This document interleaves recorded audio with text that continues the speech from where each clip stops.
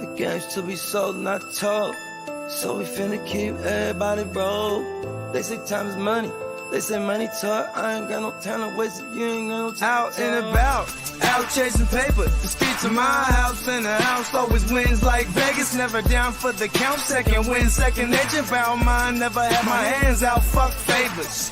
By design, everything tailored. In my youth, it was shell toes, no Chuck Taylors. Weak soap game, how to have a game so. It's still the same code game, so it's still the same code. We all pay the cost, pay dues. Move with the mind state that I can't lose. On the grind, push a hard line with my linemen. Back when I was young, they said it's all about timing. Till it's my time, all the stars are aligning. I'm a diamond in the rough, couple cuts got me shining. This game you cannot cop on consignment. In the field, all we do is execute assignments. The game should be sold, not told. So we finna keep everybody broke. They say time is money, they say money talk. I ain't got no time to waste if you ain't got no time to talk. The game should be sold, not told. So we finna keep everybody broke.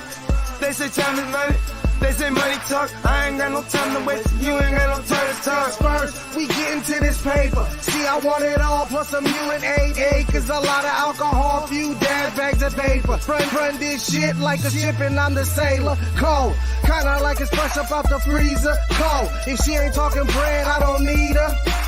Soon as I meet her, I'm a fucker, then I leave her. It's the old Mac needs, treat them all like bottom feeders. Break it down slow for them folks that don't know. I'm a seasoned vet, black belt out the dojo. With a wide range of weapons, so I'm out the holster.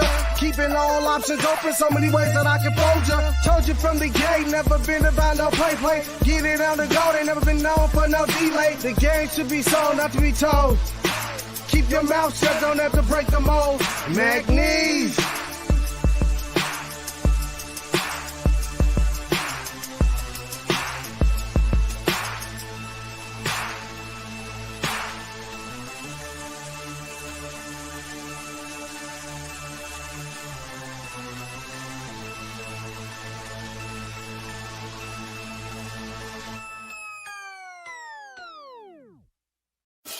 Break the work down, it's fence the move. Push that work out, I distribute. Break the work down, it's fence the move. Push that work out, I just distribute. A young pack mover, shot to my consumer. Jumping out the foreign or I'm hopping out the Uber. Crew clocking chips opposite of you losers. Can't be broke as a joker, got no sense of humor. Just a young pack mover, shot to my consumer. Jumping out the foreign or I'm hopping out the Uber. Crew clocking chips opposite of you losers. Can't be broke as a joker, got no sense of humor. I'm a D-boy, need abusive as users. I'm a D-boy, need abusive as users. I'm a D-boy, need abusive as users. You know I'm the boy, get money's what I'm used to. Keep you straight from the gate, so I don't confuse ya. I'm a D-boy, need abusive as users. I'ma make noise, shout to my producer. I'm an entertainer, but I ain't here to amuse ya. Yeah, I fuck with shooters and they all fucking users. Come through, wake that ass up like a rooster, hella early in the morning. Early bird gets a worm. Finna get rich for 'em, food for the worms. Cutting cocaine, dumping whole things. It's a cold game, make you run your gold chain. Hungry, but I'm moving in a keto state. For sure, I beat the price on the keys in your state. Catch me running up a tail, fucking up a bag. Make me wonder how long will a good thing last. On my Curtis Mayfield, live a life I can't chill. Push a man, pushing packs, all I do is make skrill. Keep it 100, I'm just numb, yo, I can't feel none of these suckers when they say they real. Stacking Uber cash, I'm an out-of-state supplier. Random Uber man here to get away drive. Just a young pack mover, shot to my consumer. Jumping out the foreign or I'm hopping out the Uber. Crew clocking chips opposite of you losers. Can't be broke as a joker, got no sense of humor. Just a young pack mover, shot to my consumer. Jumping out the ready, Jerry? I'm ready. Just want to make sure you're ready, brother. Show me the money. Oh, you didn't know? Every day I'm hustling, every day I'm hustling, every day I'm hustling.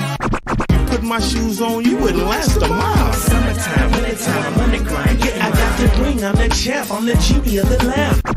This is the gift I was given, so I just live by my hustle.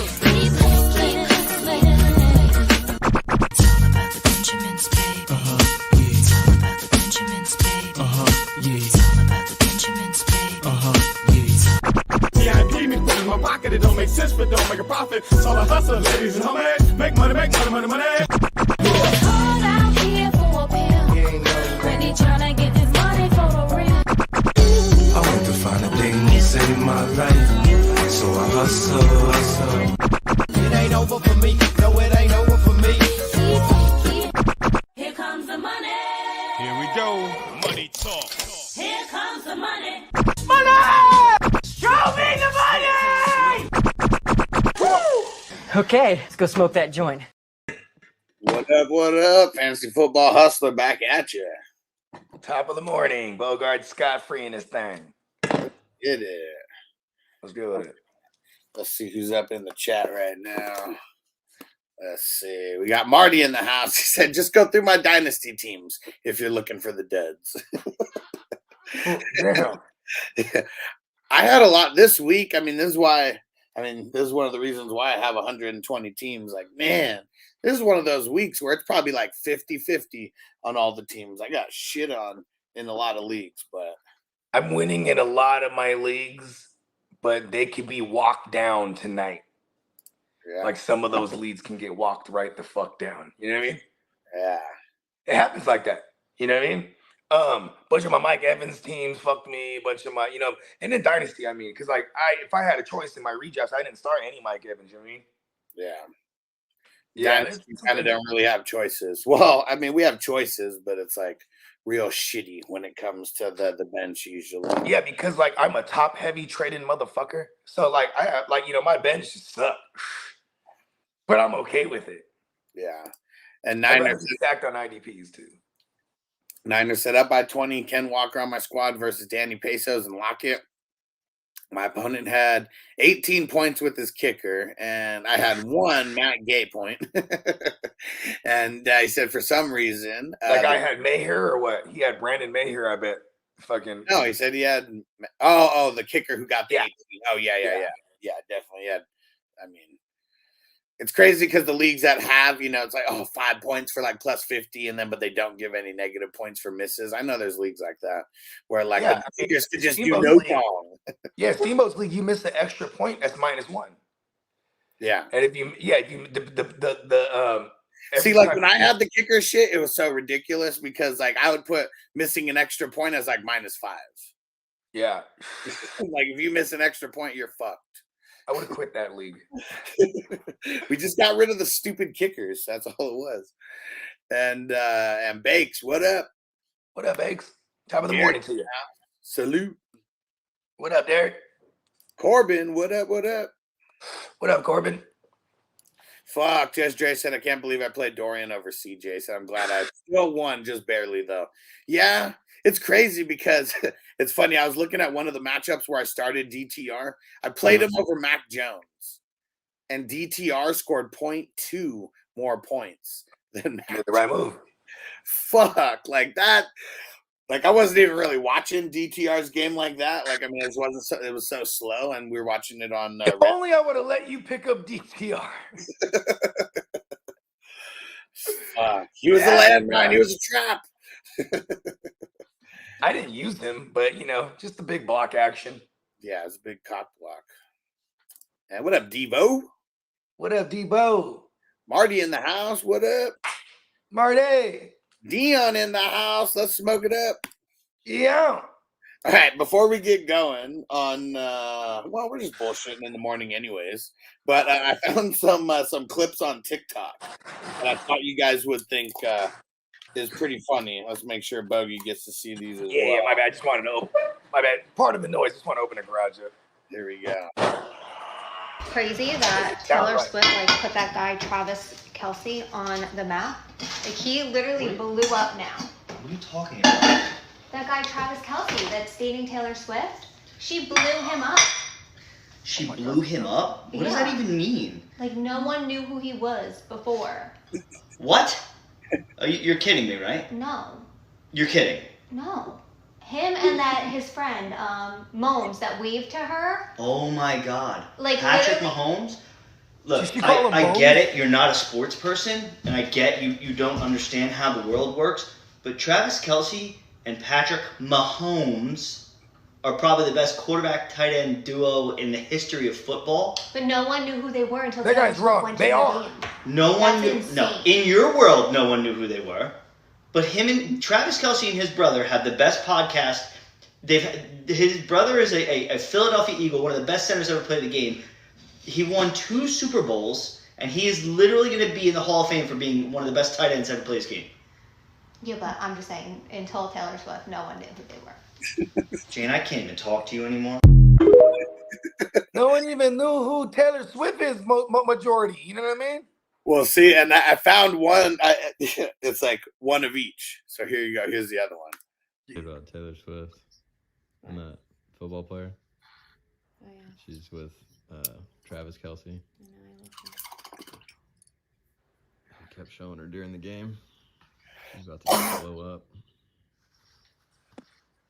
She's about to blow up? She's gonna blow up. Yeah, they showed her so much during the game. She's with like one of the best tight ends in the league. In the universe.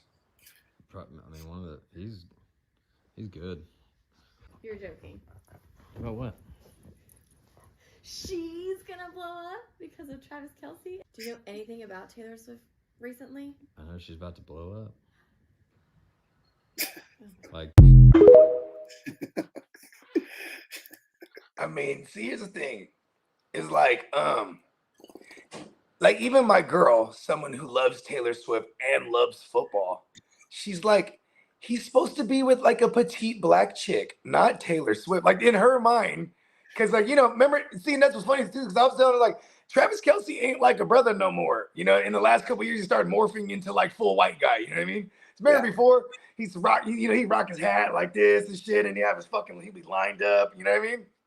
Now he has a fucking handlebar mustache and a fucking, you know what I mean? He's growing his hair out, like, you know what I mean?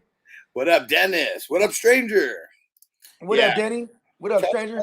Travis Kelce changed a little bit, but you know what it is? It's probably getting over 30 is what it is, I mean, CMC used to be like that too. Big old diamond earrings, lined up, you know what I mean? Now it's like, he looks like more like Abercrombie and Fitch white dude, you know what I mean? Yeah. I guess that is, huh? Because I would imagine in college you're kicking with more brothers and shit, you know what I mean? Yeah. I mean, they're playing. I mean, in the NFL, I'm sure they're kicking it with more brothers than anything. Yeah, a white running back. How many white guys per team? Hey, what's the percentage they have to have? What is it called? The diversity percentage. How many white people do they have to have? I mean, I feel like the offensive linemen, they cover offensive linemen in the QB. But they're getting taken over by the Usos now, bro. Yeah, for sure. You know what I mean? Yeah. You gotta be a big giant white boy these days. You gotta be like, you gotta be just one of those corn-fed white boys. Like that's what it is, right? 6'7", 6'10", whatever, somewhere in there, fucking 300 something pounds. Right? I'm just saying. That's funny. Marty said Kelce grew up. He found his wings. I wouldn't have never imagined this couple in my wildest dreams. Yeah.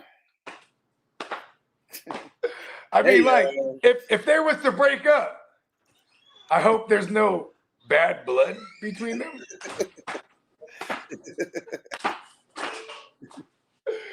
Oh shit! Oh, hold on. I'll be right back. Okay. Oh man. Stranger said that, man, we'll have to ask this when Bogey gets out here. Am I the only person that looks at Travis Kelce and sees the General Talbot from the Agents of S.H.I.E.L.D.? Oh man. Savage. So funny, man. Fucking Kelce. Uh-oh. Let's see. Justin Herbert suffered a well, we're gonna be going into the injuries in a few, but here's some news that just came out that Justin Herbert fractured finger on his left non-throwing hand. The finger also suffered some gruesome nail injury. Oh wow! They said Herbert somehow finished the game and should not miss any time. That sucks because taking the fucking snaps is gonna be like crazy. I mean, it wouldn't have been crazier than this week. Like, fuck, like while it just happened. You know, when you have your adrenaline going and all that shit, it's today when it's like, you know, the inflammation and like, obviously, like a fracture, they're going to wrap it. You know what I'm saying? But it's like, you know, you have you ever seen those things? It's going to be like kind of like a helmet on the finger. Yeah, they put the splint on him. Yeah, they put the splint on it. Yeah, I mean, especially for if his nails all fucked up, you know what I mean? It's the non-throwing hand, though. Just cut that shit off, man. Do you really need it? Just get rid of it. Like, okay, he takes a snap. He just takes a snap like this, huh? He catches it in one hand. Maybe he takes a snap, half hand, half body. Ooh, there you go. Like that. He could do it. He could do it. I mean, it might take a second off the timing too. You know what I mean? To get the and then release. And Corbin said, "I think Javonte is good. Hopefully, last thing that I saw that. Well, they also said he's not expected to miss time. Okay, because hip flexor, that's like you don't really see people come back right away from that. Plus, I'm hoping he doesn't. Yeah, because I have all the McLaughlin, all the Jaleel White McLaughlin. Is it McLaughlin or McLaughlin? Yeah, McLaughlin. Yeah, McLaughlin. Yeah. What up, Matt? What's going on? What up, Matt? In my hometown, there's a main street that parallels like through all the streets called McLaughlin. Nice. Yeah, it's a sign. Jaleel McLaughlin White, Steve Urkel himself, jumped in the transformation chamber. Now he's a running back. Now he's back. JPZ, what up, bro? He said, what up, football fan? Bogey and Hustler, what up? What up? Let's get with it. And Smokey the Cat said, what up? I survived the CMC wave, won this week with that Wilson fumble. Oh, damn. The Garrett Wilson fumble. Oh, Zach Wilson. Oh, okay. I get it because they scored on that. Right? Said he had the KC defense. Yeah, because they scored on that. Yeah.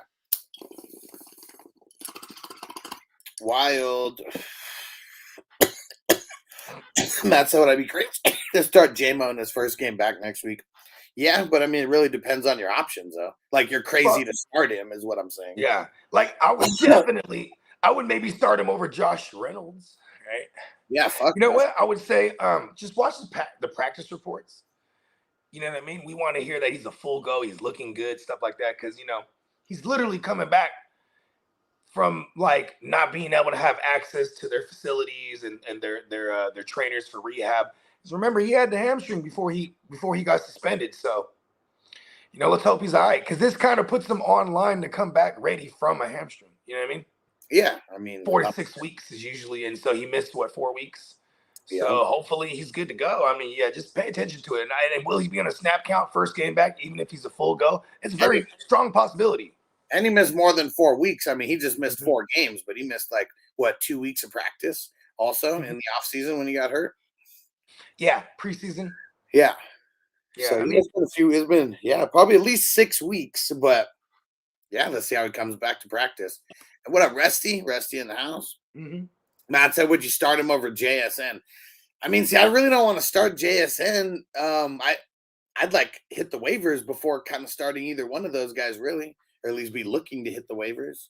I'm going to take JSN and something else, package it up, and I'm going after something. And you go after someone who has a winning record because then they'll be willing to take on. When people are winning, say they're 4-0, they start thinking, man, I'll start thinking about the second half. Yeah, I'll take JSN. You know what I mean? Nobody that's losing and trying to make it from a week to week, right? They're not looking at a JSN you know what I mean? Are you going to start him? Wait till tonight. Maybe he gets shiny. Does something for you, you know what I'm saying? Then you can move him even easier, you know what I'm saying? Because that was a guy that even a Hustler, when we did our fade episodes, he was just completely off JSN being a rookie receiver in a 3 wide receiver set his rookie year. You know what I mean? In a redraft. Yeah. Yeah, Derek said, "How about them Cowboys, man?" So more about the Cowboys. I wouldn't show off about a win like that. Yeah, is it more about the Cowboys there? More about how New England is just like they did not work this rebuild the right way because they never really rebuilt. They just got a new quarterback. They retool. Well, I'm not even talking about during the game. I'm just talking about like them as a franchise. Yeah. They do more retooling than rebuilding, right? They you know what I mean? And I mean, shit. How long's Brady been gone now? 4 years. Like last time he played was 4 years ago. There, 2019. Yep. They're fucking up, man. They are fucking up. I'm glad to see it because fuck the Patriots. They were so good for so long. Like it's gonna be nice to see them like down in the depths. With the non-Aaron Rodgers Jets.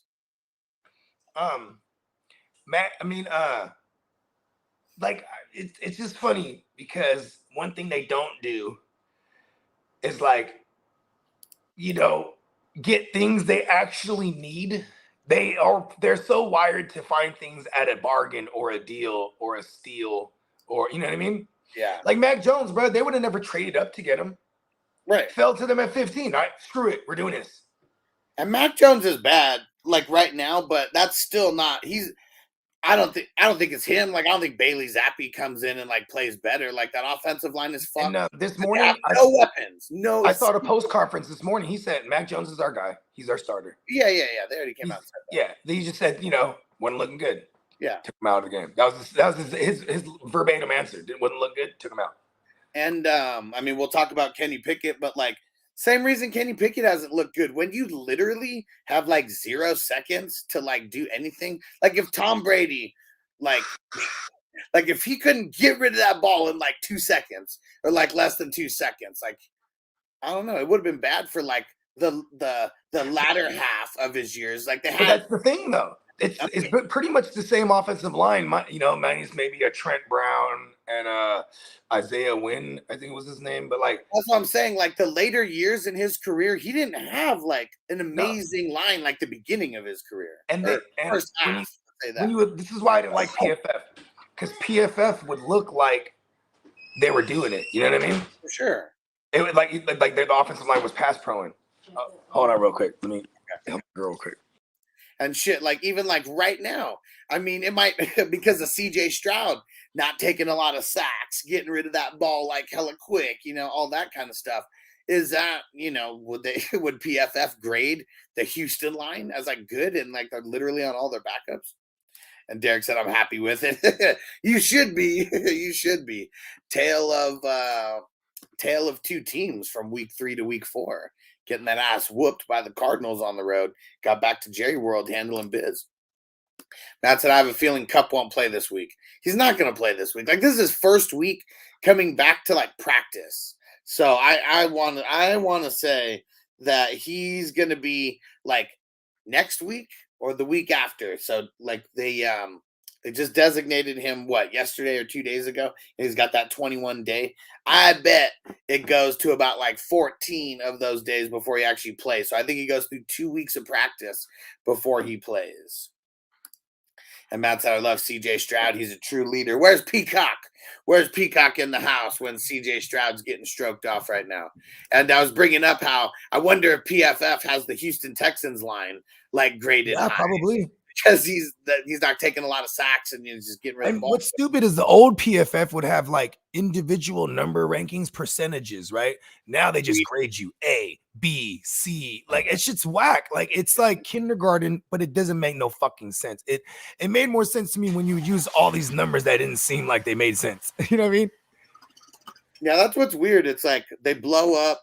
Like now, I mean, I don't know how long it's really been since they've been like, kind of, I mean, a main form of like how you rank, players or whatever, and all the whatever analytics they throw down. But seems like they've gotten weaker as they've gone. Yeah, like if CJ Stroud throws a ball and it's completed, that's gonna count as the line pass proing. You know what I mean?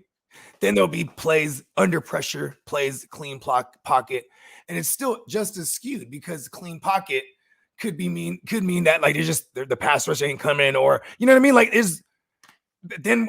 in a throws under pressure, right? It's like, what if he's getting it out quick? Yeah, pressure coming, gets it out quick. It's not like they've helped hold that pressure up. You know what I mean? Yeah. It's funny because Tom Brady's line was like that all the time. You know what I mean? Man, it was so crazy. You were like hella matrixy, and you the monitor. Okay. Huh? What? Between what time? It was so weird. It was like Bogey was matrixy for a minute, and like the words.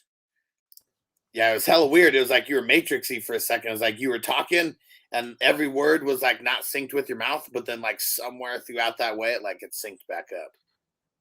I mean, you know, it's the Matrix. Stay with me, Bogey. I think CJ Stroud, I mean, if he just continues to look how he does and he doesn't really get hurt, I mean, I don't know if there's anybody who's going to be able to contend with him for Offensive Rookie of the Year. I know Anthony Richardson, I mean, he did look good in spurts, but I don't know, like. He looks really sloppy. Yeah. It's fun to watch him, though. Because he's hella sloppy as fuck and he just makes things happen. Then he does these dances and shit. He's hella swagged up. Arrogant as a fuck. You know he's not that good, but he's like, listen, mom, I made it. You know what I mean? Top 5 pick in the NFL. Like he's, you know what I mean? That team is just bad. They are like, fuck, just get your asses whooped by the Rams like that. Like, and I know that. How bad are the Rams? It was fucking 23-0 or 23-3 or whatever it was. They came back, or 27-0, some bullshit like that. They came back. I was just about to say that, like the score and even go into OT. Like, I mean, it was really like, you know, but it was like needed OT. How many minutes are in the game? 60 minutes. And it's like the Colts look good for like maybe like 10 minutes of it. And like the rest, it just looked like completely. But it was like 2 minutes here, 3 minutes there, 1 minute here. And a lot of it really just in the end. Right, like I mean, the last stretch when they, whenever they to tie them up to get into overtime, and then like the pass rush came alive, started beating up on Stafford, and they got really bonus holy, you know what I mean? Like they just let the foot off the gas pedal, let them climb right back into the game, and but you know, if none of that happens, we don't get the Puka first touchdown ever. Yeah, and to cap the game, like I mean, just how like. He doesn't just get like regular ass like touchdowns. You know, he's got to wait until it goes to OT. He's like, listen, you need the biggest shit. Cap the game. Dana White told him, listen, I know you haven't scored a touchdown. Don't score a regular one. All right. Wait till the game gets in OT. Everything on the line. Your guys are going to carry you on their shoulder. You FaceTime me right when it happens. Shout out to Uncle Dana White. Oh man, I mean that's just wild. Like it's like you literally can't write a better script for this kid. It's fucking awesome. And we're just gonna ride it until the wheels fall off. Don't even ask us, should you start Puka? Like, yes, until Cooper Kupp comes back, you're starting Puka. Don't even fucking ask us anymore. He's in the lineup. You're not taking him out. Yeah, for real though. Let's go look at who they play. I bet they have a shit matchup this week, but let's go see. Yeah, who do the Rams play? The Eagles. Really shit matchup on paper. I mean, not necessarily. I don't think Slay will choose to like shadow him. Because he's literally all over the place. Maybe he does. Yeah, because he gets moved around like everywhere. Like, you know what I mean? Does he even really? I mean, Slay shadows, like say it's a Jefferson. No, I know he will. Say it's a Cooper Kupp. Say it's a, you know what I mean? Like it has to be that caliber receiver. I don't even. I should go back and watch it yesterday. It has to be a team that they think can win. Because like if it's not a team that they think that they like, you won't even shadow. Like you'll just cut down. He stays on that one side, yeah. Yeah, just cut down half the field. Yeah. So that's how Puka's just on the other side, and they don't think that the Rams have a chance, and they don't shadow him. And Mike said the league will snub him and give it to Bijan. I don't know. I mean, CJ Stroud already got the rookie of the month for September. Yeah, I don't think anybody. I mean, offensive rookie of the year. That's going to Stroud. I mean, remember 2019 Kyler Murray? He was rookie of the year. You know what I mean? Offensive rookie of the year. Who showed out that year though in the rookies? Was there anybody who showed out like hella crazy? 2019 AJ Brown. 50 catches, 1,000 yards. Only half the season, though. He was hurt. Yeah, but then it's amazing, right? That puts you in a conversation. 50 grabs for a thou wow. You know what I mean? 51 grabs. I remember who else was that year.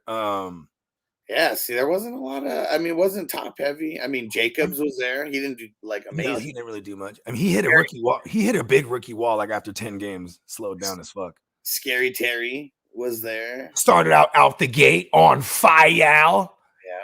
I remember that was when me and Steamboat was already doing a podcast, and I was like, look out for this kid, Terry McLaurin. And he goes like this, who the fuck is Terry McLaurin? I remember when I told Chipoka Waka, like, man, this Cooper Cup kid, like in the preseason, like when he was a rookie, it's like, who the fuck is Cooper Cup? Just mid-show. White guy? What? Third rounder? What? Come on. You know what's crazy? I was on the hype though, because and I was on the Gerald Everett hype because the first order of business in that draft, they draft Gerald Everett, and I'm like, oh my god, that's their Jordan Reed. And then they draft Cooper Kupp, and I'm like, who the fuck is this guy? But he was like, this guy's a great slot presence. He's also good out wide. Some of the best hands coming out of college in that class, right? And, what I heard, like, I mean, sometimes it doesn't make a difference to me. Sometimes it does. Yeah. But especially with like, I don't know, just certain guys, like converted wide receivers, you know, and it was like his grandpa was a professional quarterback. And I mean, I don't even know. I think might have even been before the NFL for all I know. I can't even remember what years. Yeah, the Cups. And then his dad is a professional, quarterback as well. And it's like, this kid is bred for this shit. He had his grandpa and his dad just throwing him the ball as a kid, huh? Like, listen. No, he's a quarterback converted to wide receiver as well. Oh, Cup. Yeah. I didn't know that. And those are my favorite, bro. Yeah. Like, I mean, even nobody's really good at running those routes to like. Yeah, they know exactly where they got to be for their QB. You know what I mean? Yeah. That's tight. I didn't know that. Because, there's guys like Jacoby Myers, Julian Edelman, Cameron Meredith, Antoine Randall, Logan Thomas actually converted to tight end. Like, you know what I mean? There's because then those guys, they tend to run the routes just like the back of their hand. You know what I mean? And Tino said Cup had one good year. He sucked as a rookie. He was cool as a rookie. 2019 didn't really I mean, like Debo, he was there. He didn't really do good as a rookie, right? Not like super shown. No, he got hurt. And they were trying to do the Dante Pettis thing. Debo and Dante Pettis were the second rounders that we got that year. And they were like really, and Debo, he started off with a hip flexor, actually, ironically. Had a hip flexor. He was ready for week 1, but then he was like stupid limited, like 20% snaps type of shit. You know what I mean? Yeah. And like this Dante Pettis thing, they just kept trying it, and he just dropped big ones. And then it was like, you're just an OBJ wannabe. And it was the era where it was like, there was colored hair now. Remember, he had the blue hair. For sure. And Marquise Brown was that year as well. But then but what happened? Didn't he get hurt in the second half? He had a thumb. He had a thumb in practice like Thursday. Because in that first game, it looked like he was about to be the fucking offensive rookie of the year. Those 2 big ass touchdowns, just like going. Oh yeah, you talking about that year? Yep. Yeah. They were in big touchdown. They went to Miami too. Yeah. They went to Miami. They're in Florida, fucking Lamar and Hollywood, and they bust out the fucking what was to expect for the rest of the year from them. Yeah. From just that offense. They're the number 1 scoring offense that year, led by the MVP. My Niners were second highest scoring. And it's funny because people hate on Lamar. He was making like some incredible throws in that game. And like the Browns have fucking amazing defense, especially like the exterior, like cornerbacks have been like handling biz. He was like putting the ball literally where only the pass catcher could catch it. And that Andrews one, that was a fucking perfectly placed ball. It was like literally like this far over. I don't know if that was the safety or the corner who fucking went up full sky, and it still wasn't enough. It was just fingertips away to where only Andrews is coming down with that ball. Yeah, it was good to see. Yeah. Good to see Lamar be like wheel and deal out there against the number 1 ranked defense right now. You know? And it goes to show when you can't play like the Browns, what they've been doing all year is get any type of lead and tee the fuck off. Yeah. Just tee off, crazy pass rush, Couldn't really do that this time. I mean, they were still turning it up though. You know what I mean? But they went from like rushing 4 all the time to like, okay, just Myles Garrett. You know what I mean? Like, yeah. I mean, it took them like a quarter because they were kind of holding them down in the first quarter. But I mean, really, they held. I mean, I guess it was just turnovers. Second half, there's really like no reason, to go crazy. But Lamar 15 for 19, 186 and 2 touchdowns, and didn't even have to rush that much. I mean, he only had 9 rushes for 27 yards, but 2 on the ground as well. Yep. Yeah, doing Lamar things. Efficiency. That's always been Lamar's thing. He's never been a volume guy outside of the rushing, right? And even then, his average rush attempts went down. I mean, I guess 9, if you just look at this game, 9 rush attempts, it's pretty cool. You know what I'm saying? Because, before he used to be like 12, 15, you know what I mean? In those days that we're talking about, 2019, 2018, you know what I mean? Yeah. Yeah, I think it's more of a luxury now. Yeah, they just completely controlled the game. Yeah. But who do they got next? Let's see. Because it definitely looks like they're the top tier in the North right now. And Kenny Pickett got hurt, and the Steelers are just looking whack as fuck already. Yeah. Bengals, it's just the story of Joe Burrow and that calf. That's right. Higgins gonna miss some time because he got a fractured ribs. That's the Ravens. That's the Ravens' next opponent, the Steelers. Mitchell fucking Trubisky. Hey, listen. Hey, Mitch Trubisky. He might surprise some people. Yeah. So they got because he'll get the ball out quicker way than Kenny Pickett did. I'll tell you that much. And he has in his career, he has a 20% target market share to the running back position. We love that. Yeah, give it to Najee like 20. Dump it off. Yeah. Stupid Pickett. So they got the Steelers, Titans, Lions, and Cardinals in October. So not the toughest schedule. Okay. Is this a fuck conundrum? A straight up fuck conundrum, bro. The Titans. Like, is this what we're going to expect now? That you got to do all kind of trickery and shit? Who? The Titans? I mean, as long as it's Derrick Henry, like, he was involved in the trickery, like, I'm about it. I'm just saying, though, right? Like, damn, man. Because everyone knows. I mean, shit. Like, I mean, how many players are on defense? 11. How many players, like, when Derrick Henry got the ball, how many players were rushing him? Probably like 10. I guess so, right? There's one guy manning up, D-Hop down there. And that rest of y'all know what to do. Everybody else was rushing Henry and like nowhere in the end zone. So he's just so wide open, like literally it's like a little basketball like pass lob or whatever. It wasn't even a football throw. It's funny. Tino said, who do the Niners play next? Ooh. Cowboys. Sunday Night Football. That's going to be a big one next week. Where we at? We in Dallas? Nope. Okay. I'm just saying, bro. Like, listen, man. We're going to see Micah Parsons, Trent Williams. There's going to be a lot of great matchups here. The guy Bland, so fucking amazing Bland is. Who's he going to? Oh, no. Is it Bland on Debo? Oh, shit. Is it Ayuk on Gilmore? Oh, what? What's my Darius Williams? What's his name? The safety. Darius, Devarius, Demetrius. What's his name? It doesn't matter. He's gonna be on Kittle. I don't know, man. I'm just saying this is just football talk. I'm not even saying what your name is. I'm not even saying that we're gonna win. I'm just saying this is the matchups that we're gonna see. Yeah. I don't know. It's kind of a mismatch. I ain't gonna lie to you.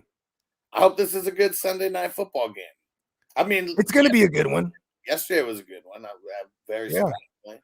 Even if you just go back to Mike McCarthy has had battles with Shanahan. Mike McCarthy's had battles with the Niners, period. Like Mike McCarthy revenge game.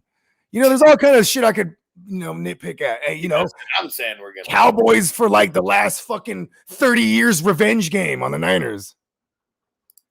30 years whooping y'all ass. Bake said, "Oh shit, took out Bogey in the multiverse. Finally got a dub." Now I fall flat to 500. My team is fully in shambles in the 32. Thanks, Joe Burrow. And congratulations on your first win. I'm glad it was you. Better you than me, I guess. Not. Derek said, we're taking y'all down next week. Uh-oh. I'm gonna break you down to Chinatown. Oh, he's gonna take us down? I don't know, man. We're not really a first date type of booty, you know what I'm saying? You know what I mean? I'm just saying. Dennis said he's got the edge on Bogey in the 3QB league. Everyone's trying to put some notches on their belt this week with Bogey. They're like, listen, beating Bogey, very prestigious. He's one of the greatest to ever do it. That when you beat him, you become one of the greatest for that moment. And Dennis said, let's fucking go, Zach Wilson. My teams are whack. Zach Wilson might beat me, man. Yeah, let me see. I'm pretty sure in every... I got Ken Walker over there, right? In the 3 QB? I don't know if I got Ken Walker there. I don't think I'm done yet in the 3 QB. Might have DK too. In all 4 of the 3 QB leagues, I'm pretty sure I'm catching an L. It's one of those weeks for you. Yeah, and I mean, if Lockett goes for like 40, if he goes for 40, I'll be in there. And you know what's crazy? It's hella possible too in our format. Well, see, in this one's only single defense, so you need him to put up 80 in our other format. That's what it would be, the equivalent to 80. And pretty much, I think it was, I mean, more than anything, I think it was the people just playing me, just shitting on me, like just bad luck. Playing, you know, like the people, they go, oh shit, I'm playing Bogey. Oh shit, I'm playing Hustler. Best lineup ever. Putting my best foot forward. I'm gonna kill them. That's how they are. It happens. They should be, because we trained them correctly. I'm just trying to take any kind of credit for their win now. You know, I taught you well. When you left my dojo, I shed a tear. I'm just gonna start being like Hulk Hogan. That's what we're gonna do. Take the credit for everything. We're just gonna steal the limelight from you. I'm gonna hold your hand up, and I'm gonna clothesline you right after that. You know, he goes like this. You know, brother, when I did the program with The Rock, you know, it's like, hey, I'm the heel. You're the baby face. You're the baby. I'm the heel. When I walked down to that arena, they were cheering my name, brother. It's like, you're a fucking arrogant piece of shit. So jealous at that point of The Rock. Just jealous of anyone, period, that's coming up. Yeah. You know what I mean? Like, it's funny because he's such a big, like, sniveling guy. You know what I mean? Yeah. And Dennis said, you guys have to understand, you brought us in. If we beat either of you, it's like a mini Super Bowl for us. Major achievement. I like it. I know. And I want it. I welcome all the smoke. I want all the smoke. I am Daniel LaRusso. No. I am Eagle Fang. Y'all are Danny LaRusso and them. Fuck, yeah, Chaotic. Real Karate Kid. Chaotic whooped my ass in the 32. And my team is just in shambles in the multiverse. Like, even being like 2-1 was like kind of crazy. Yeah, it's ridiculous though. And of course, like stupid me, I do like things like take Harrison Smith out of the lineup because he's been sucking. I was just like, I need to change things up. Changed it up the wrong way. Still wouldn't have mattered because Chaotic's like beating me by like 70 something, 60 and something. For me, would have made it way closer and way more respectable though, points wise, if I would have played Smith. I definitely fucked up last week in the 32. I thought I put in Dax Hill. I'm over here cheering. Yeah! And the thing was, Marty, I regret to inform you, Bogey, you have Dax Hill on your bench. No! And then the motherfucker, I lose because of that. I would have been 3-1, but it's all good. Can't be slipping like that in the 32er. You know what I mean? Yeah. I'm like, I lost my cube. How does Chaotic have a team like this? Well, it's because CJ Stroud is just like killing it, but she got CJ Stroud hella late. But Jacobs, Tyreek, Christian Kirk, she got a 0 from Juwanna Man Johnson. Didn't even fucking matter. Still put up like 180. You know what's dope is she was a savage when she came to us. Like, you know what I mean? There was no. She was already at advanced level. Yeah. You know what I mean? Like, what dojo did you come from? You came from Eagle Fang, didn't you? No. But I am All Valley Champion 2002. Oh, okay. Very prestigious tournament. That was when I was on my binger. And X Killa said, did y'all sports bet or only fantasy? We mix in sports bets, but we're not. Yeah. Stephon Diggs, one catch away from hitting a parlay. Then we went on a wild one, like 8-leggers. That one, I don't think we even sniffed it. You know what I gotta start doing? I gotta start putting more, like, when we get to like the Thursday night, all the primetime games, I put like actual thought into it. You know what I mean? Like, I'm like, okay, one game, what is it? Right? Like Thursday, I mapped that whole game out in my head, and it pretty much happened the way it happened. But like, we gotta I just still stop didn't doing believe it my last own shit. We gotta just stop doing it last second because we're so busy on Sunday. It's like we gotta do it. But oh yeah, that one, yeah, for Sunday, yeah. Saturday, we'll make it a part of our Saturday night shit. You know what I mean? Yeah. And it's also, when we lock it in, we can't alter it, can we? No. Okay. Yeah. Yeah. Once it's locked, it's like printing out a ticket. Yeah. And like, what's crazy is I'm still always going to be a big fan of the 4 and 5-leggers, even 3 to 5-leggers, because it's way easier to find 3 things I'm really strong on than dress it up with things I'm like next strong on. You know what I mean? Well, and even those big ones that we do, we really only do that for like $1, so that's more fun. Yeah, for sure. Yeah, and then I'm willing to go more outlandish, right? Because I mean, when you're getting a times like 100 or a times 9, and there's like 9 of us going in on it. It's awesome. Yeah, and see that's all I'm saying. Though, if we do it earlier, we can still mix those in plus other smaller 3 and 5-leggers as well. Like we just totally forgot about the second half of games, the Monday game, and those were a little bit easier on paper than a lot of the the other games. It's just that when we get the cluster of games to open up the morning, it's just more fun, right? Yeah, and seeing like I know we don't even stay on for a lot of the second half. Doesn't mean we can't get a parlay in there for those. We're so like hyped when all the football actually starts that it's tough to be focused on the bet. I'm not gonna lie to you. By the time we're like 1 o'clock, 2 o'clock West Coast time, I'm fucking loaded. That's why we gotta get him in earlier than that. Loaded. I legit fell asleep. I guess you could say passed out. I was watching, because they were watching the goddamn Cocomelon, wouldn't let me watch the game on TV, so I'm just watching it on my phone on the couch. And I just fall asleep. Yeah, it was whack. And Nicholas said, "Oh, my man's Pacheco though. He went off, huh? Yeah, he killed it. Yeah, look at my guy. This is one of my kids, bro, doing his thing. Straight coming back. You know what I love? It was the intangible. Going to Jersey. I'm from Jersey. What's up? I'm at home. They booing him. He's loving it. He dancing, doing push-ups and shit. That shit was hard, bro. For Patterson, New Jersey, bro. Let's go." Dennis said, "I got T. Higgins everywhere except the multiverse. I have Boyd in the 32. Very happy, sad moment." You could have him in the multiverse. You're just one trade away. And Nicholas said, "Oh, 4 of my leagues lost Chubb. 560 points scored on me through 4 weeks, 140 per. Literally nothing I could do. My team's decent." Well, see, that's the thing. There's something you can do. You don't panic. You don't make stupid, desperate trades. You got a good team. Yeah, like you got to ride the wave, and you got to like stay laser focused. You know what I'm not mad at doing whenever I'm in situations like that? And even though I'm like a week-to-week mindset guy, if I'm in a situation like that, I start looking at my schedule in the league. Yeah, I start looking at it.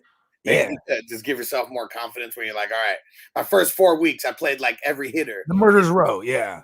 But now I'm going up against the bottom half in these next. You just stay the course. You don't panic, because I think most people, they wouldn't even have the wherewithal to look ahead. They'd be like, "Shit, I gotta make a move now. Who's my best player? I can flip for a bunch of shit." You know what I mean? Like, yeah, I mean, it's a case by case. That's why I just like, I'm always gonna give. I love that I'm in so many leagues that I could personally speak on a lot of these scenarios. Like, this is what I'm doing in certain joints, or this is how I'm gonna approach it, or go look at the points for and the points against. If you're like amongst the top teams in points for, but you just happen to be in like the top of the points against, I mean, that's just bad luck. Yeah, I've had bad luck where it's like I'm the highest scoring and I lose to every team. Like, this guy's over. Boom, gets his first win on me. Get this other guy. He got 1 win. He gets his second win on me. Like that shit. You know what I mean? Like, you can't control those things. It just happens. Also, why you really like if this is an 8-man league or a 10-man league, like that's why you literally got to bump it up to the 12-man league, because that's where you get a little bit of separation. When you get in these 12-man leags, I mean, then you add an extra wide receiver, an extra flex spot, there's going to be more separation as well. Coach C said, "My guys, what up? Went 5-5 this week in fantasy. Thanks, boys. Hell yeah. And don't forget, when you guys do good, support the show by throwing some love in through Zelle, Apple Pay, or go to 420superchat.com. We appreciate all the donations that come back. Peacock said, don't overreact to my Texans. It's cool. I mean, bro, we already talked about the Texans like early, and we were talking about CJ Stroud as well. It's like, where's Peacock at when we're stroking off CJ Stroud and people are stroking off CJ Stroud? Peacock's up in here now. What up? What's up, Peacock? Hey, I just got a text from Stone Cold, man. He wants me to go grocery shopping. Hit me with the list.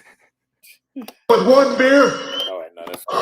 went to the liquor store, I loaded up with alcohol, more specifically vodka, whiskey. Let me write this down. Tequila, more beer, more vodka, more whiskey, more beer. Got it, Steve. Got it. And oh man, it's fucking awesome. And I love how crispy the drop sound. Yeah. That one never sounded that crispy because it was always like a little low. All right. Like that one itself. You know what I mean? I like it. And Yuck, he said, yeah, what I did, I turned up the mic and I just put it farther away from me. It's like all the way up on the computer, but yeah, you still hear me normal, right? Yeah, of course. Yeah, it's because we got the mic turned up. It legit sounds like it's coming through like it's its own channel. That's what's dope. I mean, I always longed for that. There we go. All right, Derek said Huss got the good volume now. Perfect. Yeah, okay, for no apparent reason. I know he's hurt and he's on the bye week, but we know what he's doing. Give me the Watson drop. He's like, all right, bye week. Hell yeah.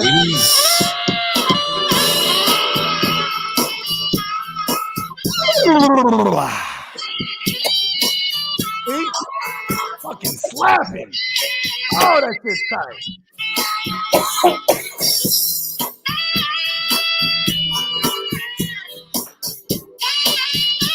That's that extendo version right there.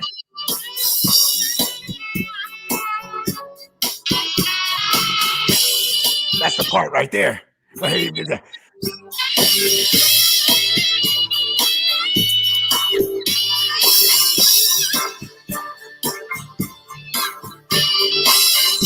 the part he's helicoptering right there. Helicopter penis right there. He's doing the red flare. I really need to go back. I always wanted to go back and just like start in like, I don't know, just somewhere in 98 or 99 and just start going through all the Raws, because like everything is not on YouTube, you know, like I'm sure there's so many like sick Val Venus promos that like we just totally forgot about. See, so many sick Rock promos that we just forgot about. Here's the thing too, is that you got to dig deep, bro. Like Sunday Night Heat type of shit. Because like he was like, you know, they would have specific, like he was a big push on the Sunday Night Heat. You know what I mean? Like when he had like the European title and the, you know what I mean? Yeah. Yeah. He would get some of the biggest pops in the building. From all the ladies, bro. They loved him. That was kind of a trip. You know, they would always focus in on the crowd and show people with signs and shit. And there'd be like little girls hella screaming. I'm like, damn. Wasn't just that's all bad. Where's your daddy, little girl? It was not just little girls. I mean, there was nothing but big grown women, grandmas. I mean, not even grandmas, just like adult women. Yeah, bruh, I'm trying to tell you what rhymes with Venus. You know what I'm saying? And they say men are from Mars, women are from Venus, right? It's like, hello, ladies. That's all double entendres. Val Venus.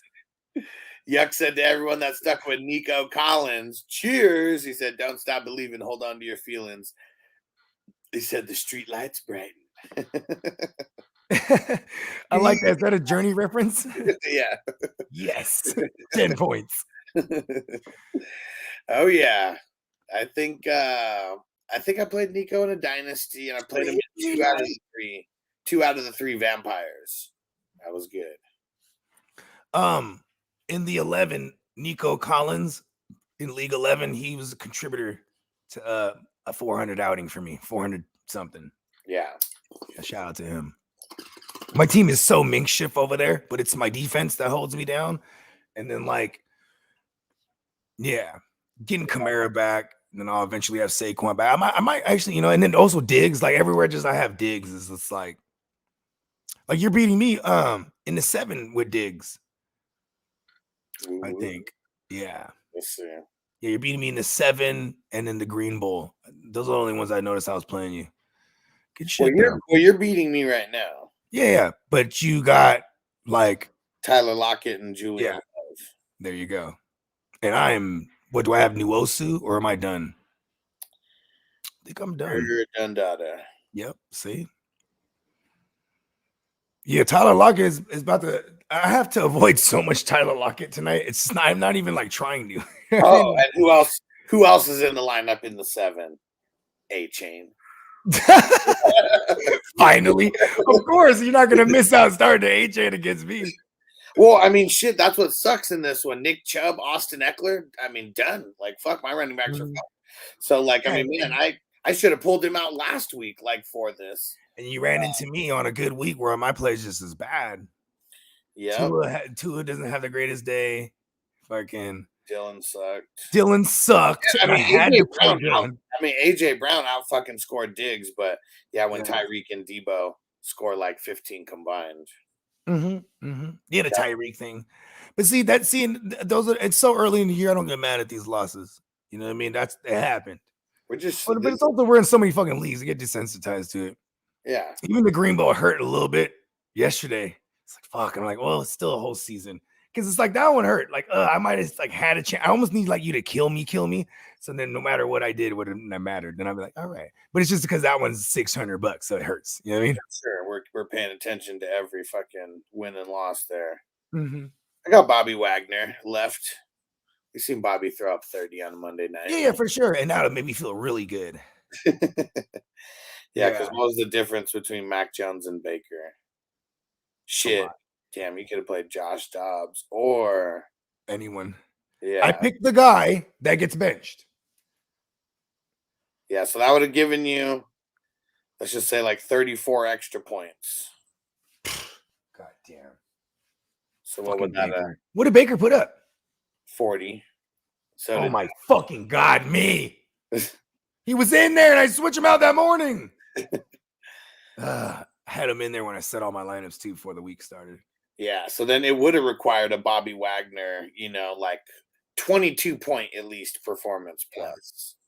It's all good. It's a gift for you. I mean, I almost outmanaged myself here too. I mean, fuck. There's multiple guys on my bench that like I changed out guard.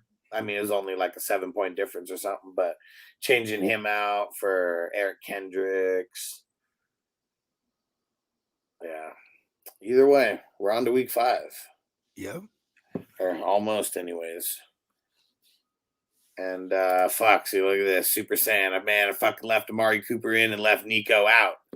He said, I seen that Watson was out late too. Yeah. I mean, what sucked is it was still a good matchup because the Ravens secondary is like garbage.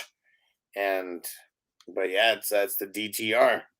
It's like you said, we got way too polarized off of shit that we seen in the preseason and like second half of preseason games. I think most people that started him were just in a bind.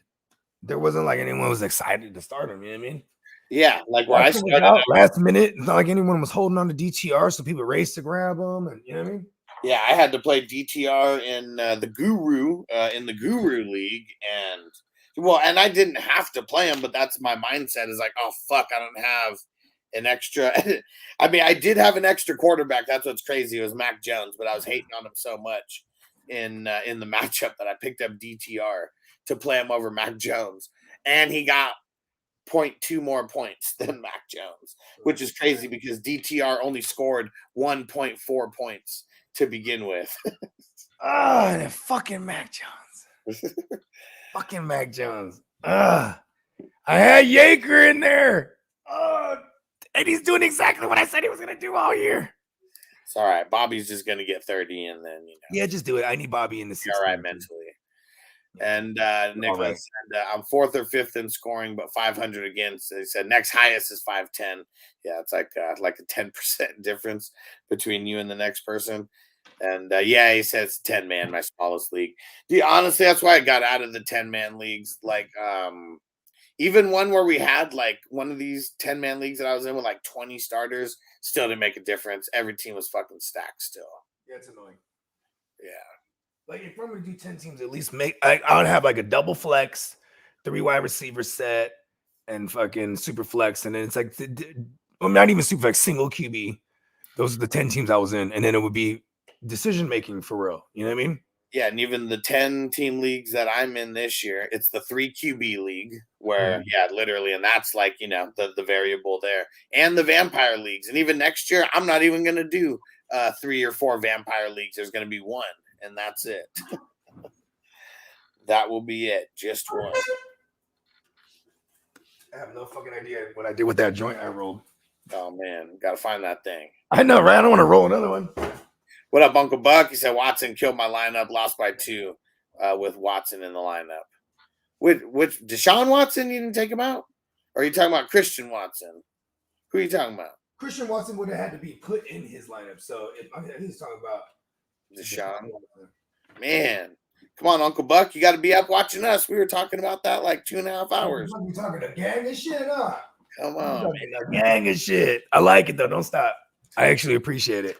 We talking a gang of shit. You know what I mean? Hey, human error is real.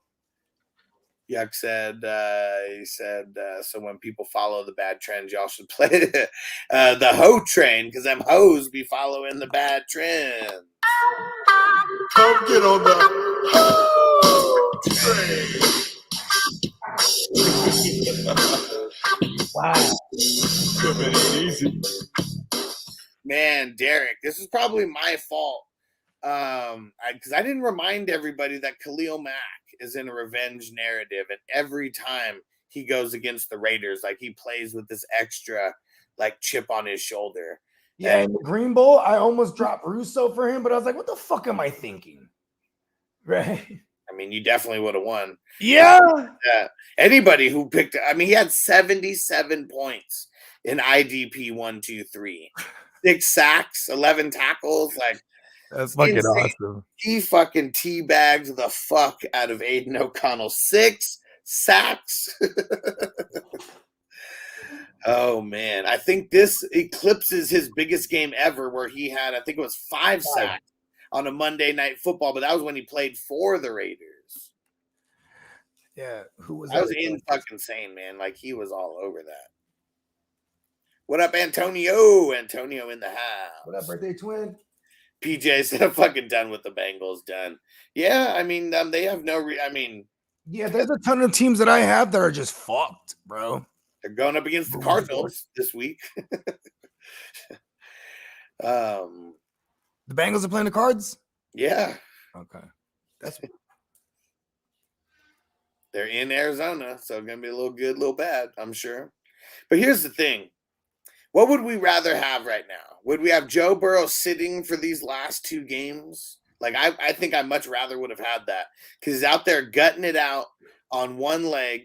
The teams are throwing everything and the kitchen sink at him. They can't. You know what? No, I want him out there. You die for me. You're a Sagittarius. You know you're with the shit, bro. He's a Sag, bro. He's not tripping. He's like, listen, I'm gonna die for my guys. That's what sucks, though. Like him getting hurt and re-aggravating. He's literally on one leg. Like that's what sucks. He's literally on one leg. Sucks. I know it's really annoying. Hey, what up, Derek? Thanks for showing the love on Twitch. We need more people getting over there. Did I smoke the joint? Maybe. Maybe. Peacock said started 0-2 in the 14, going 2-2. We back. Let's go. Let's see. Yeah, I mean, he was the best. He was the best team last year, bro. He's not playing. He's like, listen, fuck y'all. I'm coming back. So I got Darren Waller tonight and Julian Love and Xavier McKinney, and I'm down by 3 points to Magoober in the 14. He's done. Yeah, he's done. Yeah, I think I'm like smacking in that league. Let's see. But it was just because I'm getting blessed with the opponent that's just doing bad right now. Oh man, it's fucking idiot. He left fucking Watson in. That's why. Well, I mean, that's a last minute thing, but still. I mean, people sleep on a Sunday morning, can't be sleeping on your game. Who is that? Who got the Watson in here? Semtex-Mex. Oh yeah, that's right. That's right.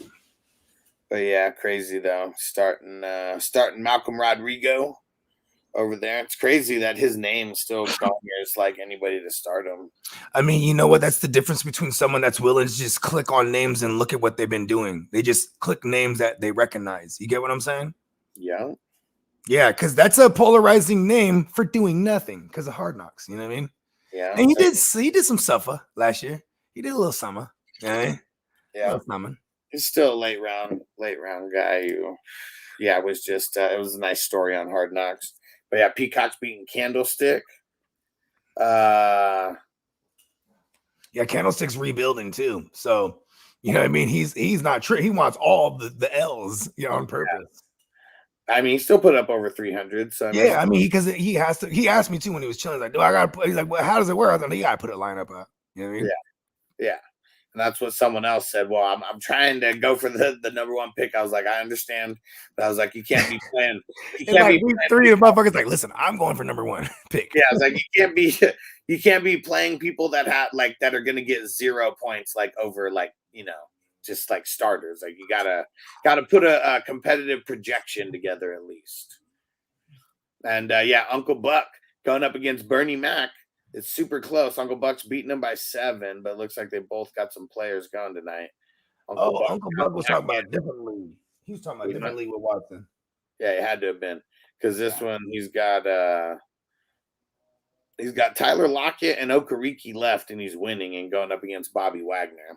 So anything can happen. But who has the Okereke? Uncle Buck. It's gonna be Slobberknocker. Okereke's finally starting to show up. Spencer the Guru going up against Titans right now. He's only got Danny Pesos left.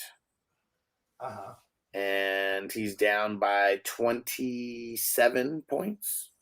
26 points. Crazy. Titans left Jameis Winston in there. He got -4. He woke up late, bro. Yeah, over Aiden O'Connell. He got -4 because he came in and threw it. Winston, I told you. What does Winston do right when he gets on the field? I'm going to throw a turnover. We're going to fire this thing up. We're going to get ourselves right in the hole. That's how we do our best work. But yeah, if you would have played Aiden O'Connell, he would have gotten 17 more points because Jameis got -4. Yeah. And that would, I mean, be looking way better right now. But Spencer's got, Danny Pesos left. Spencer's projected to win by 4 if Danny Pesos hits his. And then who does Titans got left? Nobody.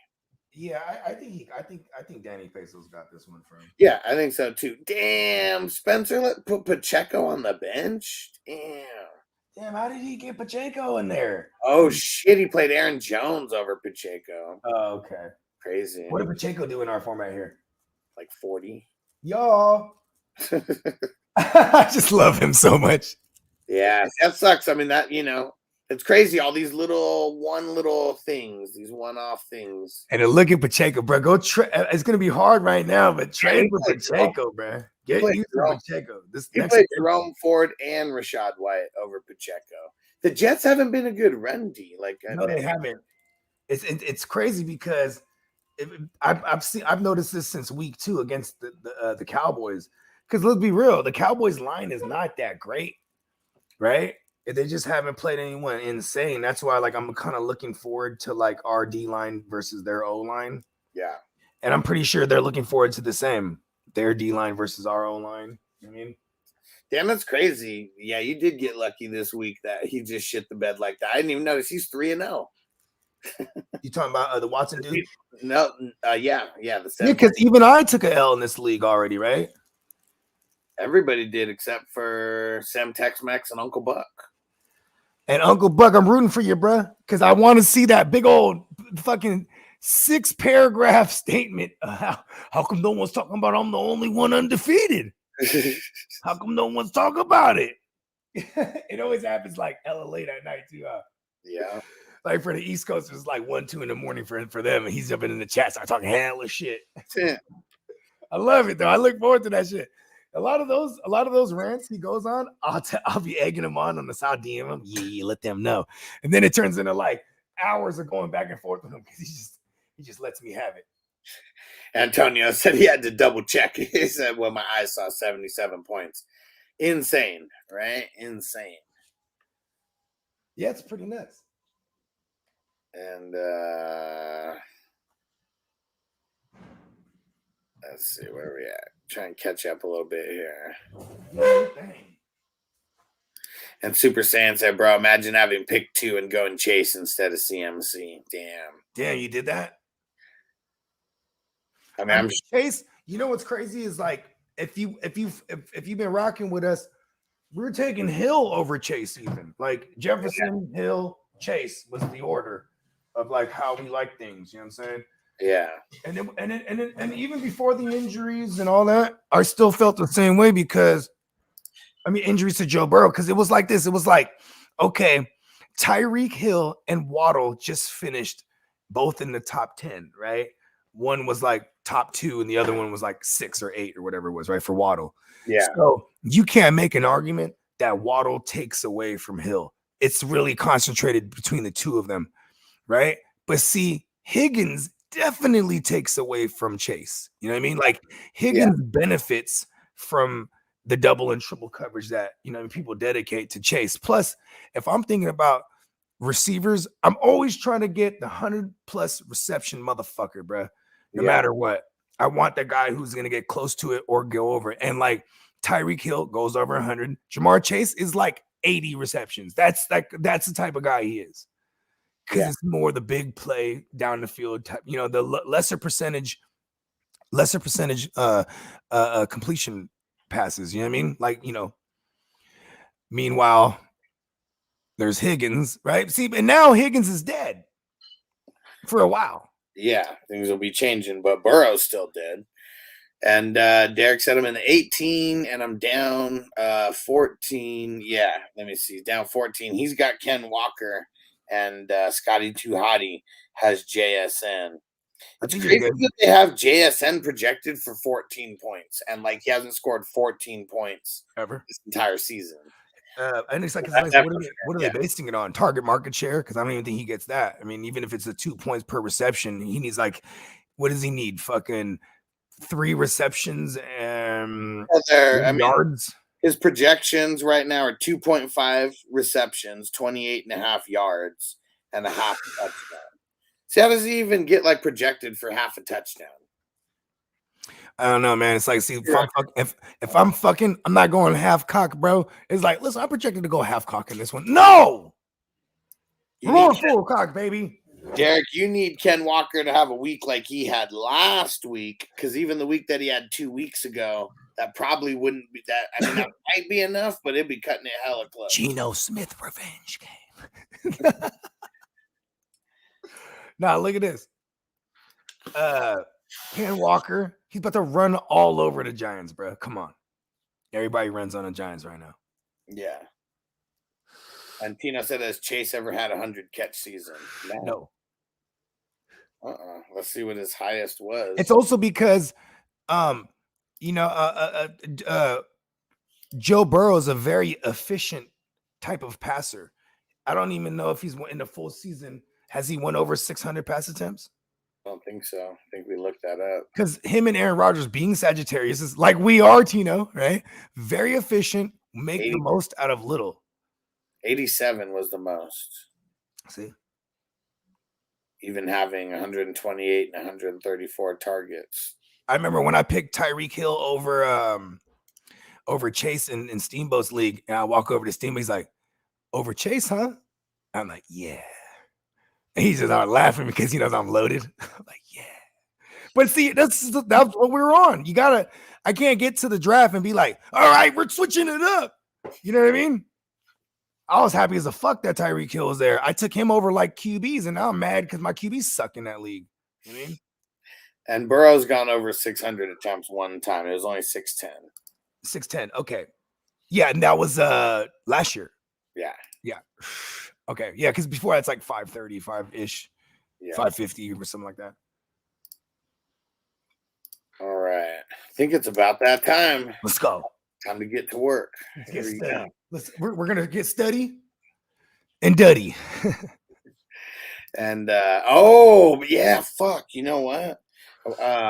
One Nation said you see James Conner and Hufanga getting into it after the game and getting real chippy. I don't know what Hufanga said to make James Conner push him. Stopped him.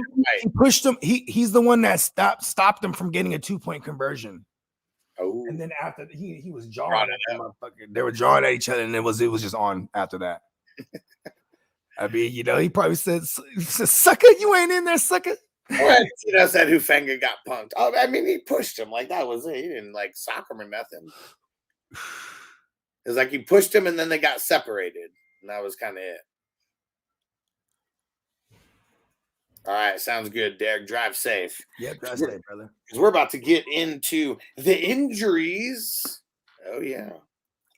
Hold on, let me refill my water. Well, we're not even getting steady and duddy yet.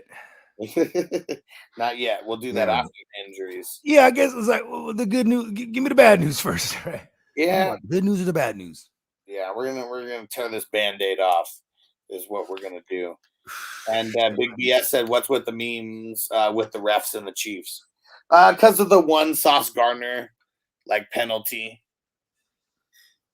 from yesterday. And why is every time we're gonna think of the Chiefs now we have to talk about Taylor Swift? This is fucking annoying. She's whack, and her box is whack.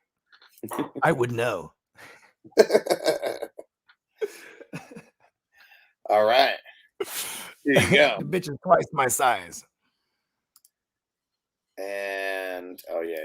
Here we go. Bitch's box is like 3 feet deep. All right. I had to put my leg in there. Here we go. Since we're not doing FNT, this is going to be our FNT for the day. So let's go. As I make my way, the fact I'm still alive, my claim to fame. It's no surprise I'm on a rise, finna stake my claim. Separate me from the others, cause we ain't the same. Ask my brothers from another, we ain't for play. Time is money, so we got no time to waste. Soon as this thing's moving, it can't be stopped. Blue bands in my pocket, call that juggernaut. Anywhere in the world today takes everything you've got. Taking a break from all your work sure would help a lot.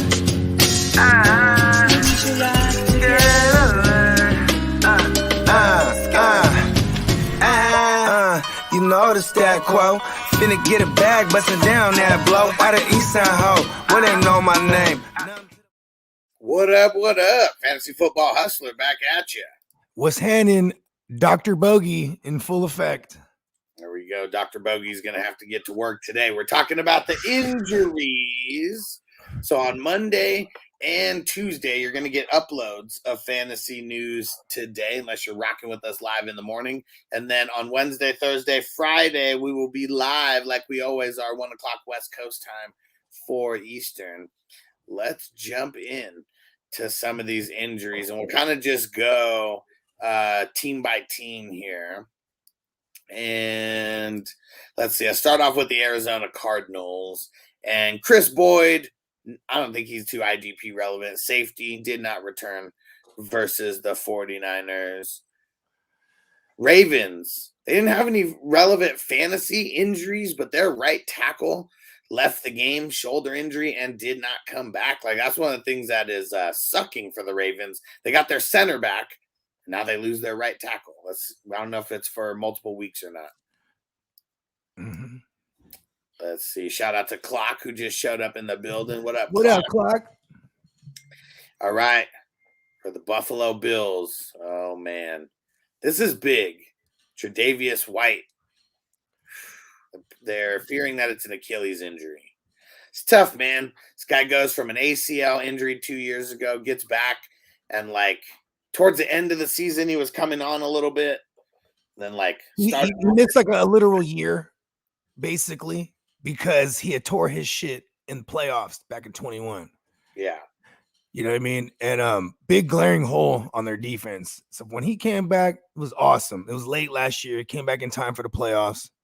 You know what I'm saying? Then this year, he's a full go. He's looking like himself. Even in this game, he's limiting Tyreek the Freak. Yeah. But you know, I mean, Tyreek's he's gonna put all your gears to work, huh? For sure. You know what I mean? And he's a long-lasting Energizer bunny, only like Energizer like Cheetah. You know what I mean? Yeah. And Tre'Davious White done blew his shit out and ruptured it, man. Yep.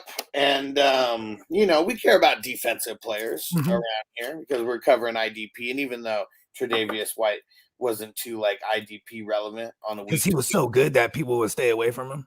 Yeah, but we're still gonna hit the drop for him because this one's tough for the kid. Yeah, for the team, that one's a reality.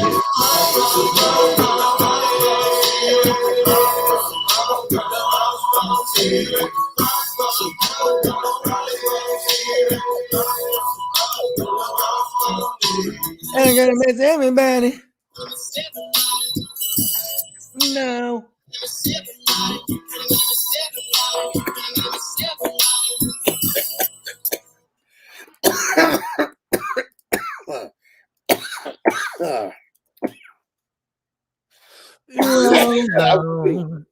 Living in a little world.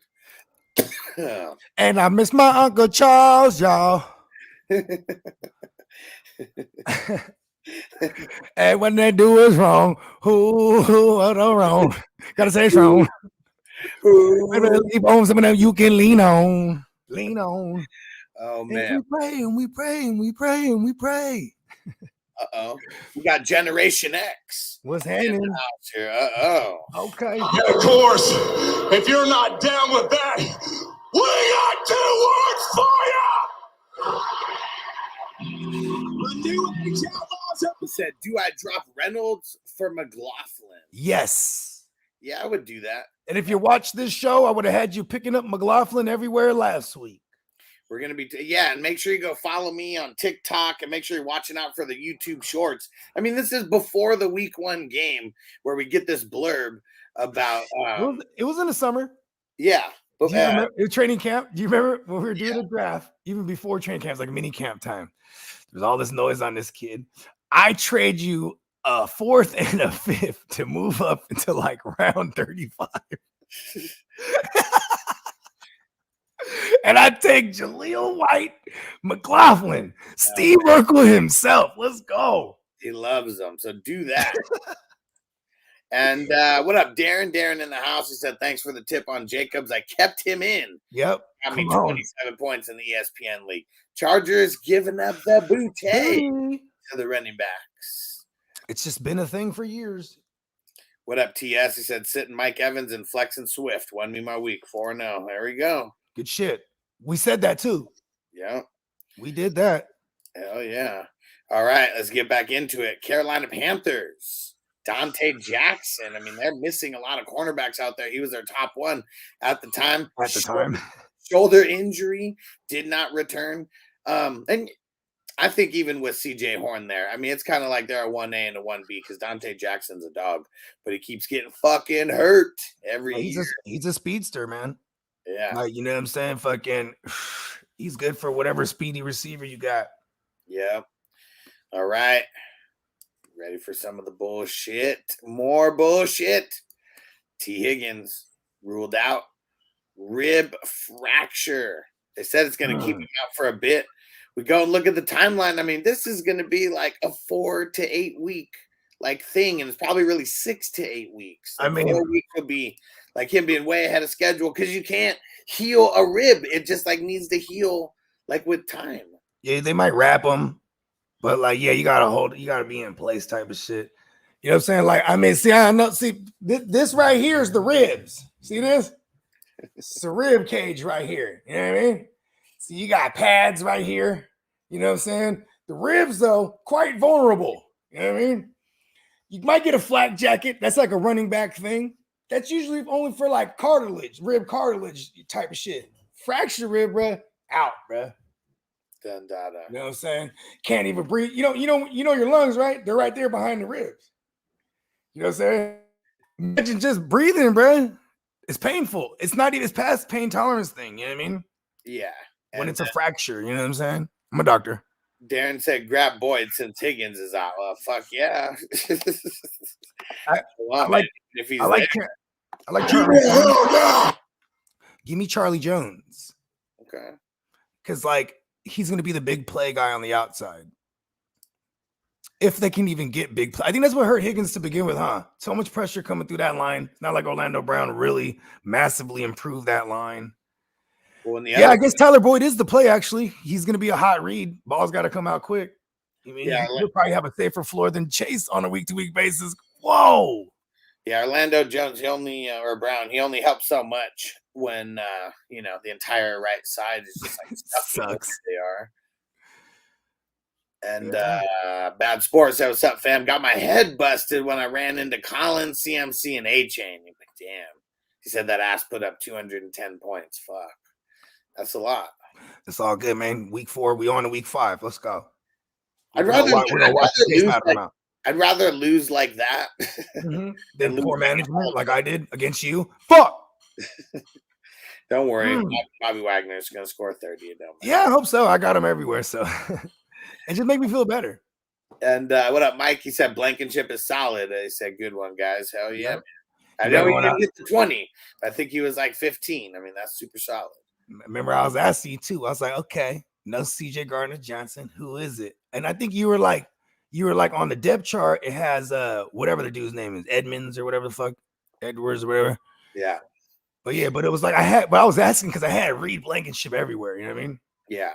So I'm good thing I held on to him. You know what I mean? Because he's actually super viable. I've been starting him too. Yeah. And Clock said, I feel you on the poor management, Bogey. It happens sometimes. It happens. Yeah, but mine is like I have the winner in there and I take him out Sunday morning while we're watching the game and all that shit. I end up switching them out based on because I'm giving someone else advice. I'm like, yo, the fucking entire you say don't do shit.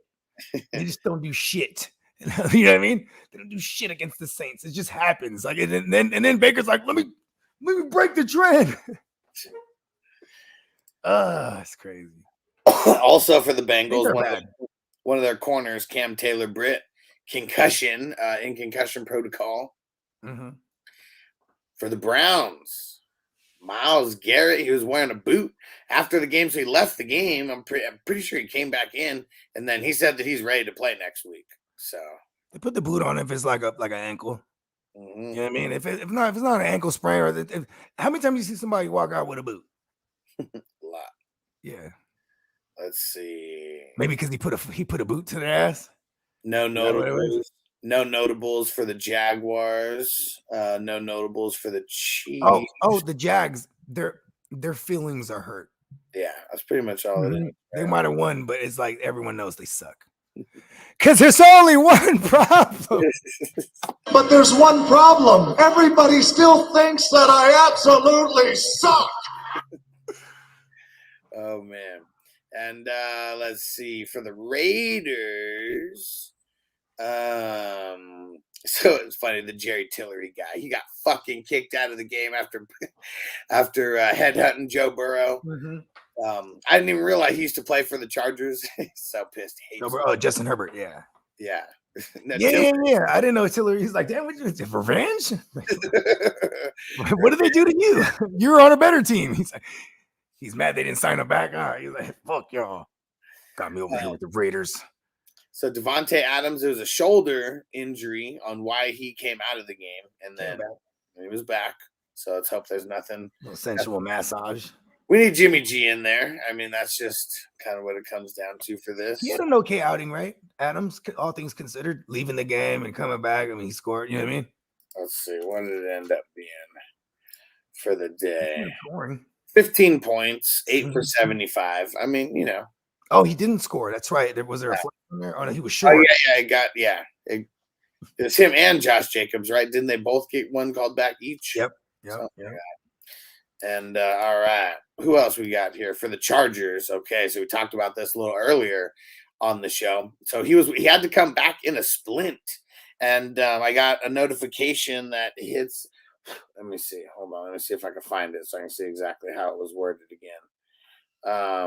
Suffered a fracture on his left non-throwing hand, and the finger also suffered some gruesome nail injury. All right. So he should not miss any time, though. For the Rams, Stafford says he suffered a hip injury, but says that there's no doubt that he will play next week. So I don't think we're going to worry about Stafford. For the Dolphins, Teron Armstead, so he was ruled out knee injury, never came back. For the Patriots, Christian Gonzalez ruled out during the game. It was a shoulder injury for him. And then the big one, though, Matt Judon.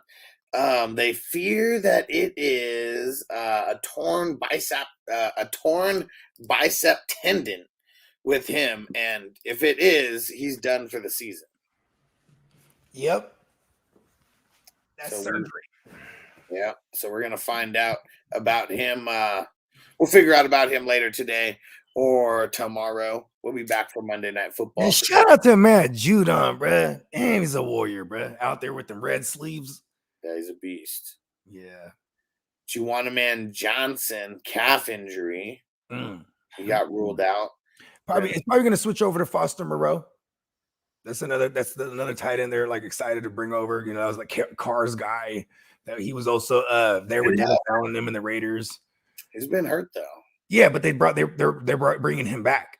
That's what I'm saying. Like he came back this week, I think. Okay. Yeah. Let's see. No notables for the Jets. One of the guards went down for the Eagles. Cam Jurgens. Yeah. Mm-hmm. Yeah. Foot injury. So because it's the lotion and it sounds like jerkin. I'm just saying that's why I was laughing. You pick up on it. We'll see. Man, any piece of that line missing, I'm sure makes a little bit of a difference. Here goes. They've been kind of like slow and whack, huh? Yeah. The Cardinals offense or the Eagles offense. A little bit. It's like they're still finding their way or something. I mean, they legit had an OC switch. Even though it's an offensive-minded guy, it's still putting another guy at the helm. You know what I mean? Yeah.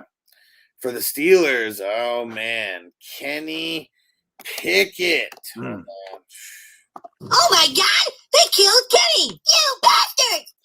Knee injury. And, they ruled him out hella quick. We don't know how many weeks he's going to be missing, but, yeah, he's going to be missing some time.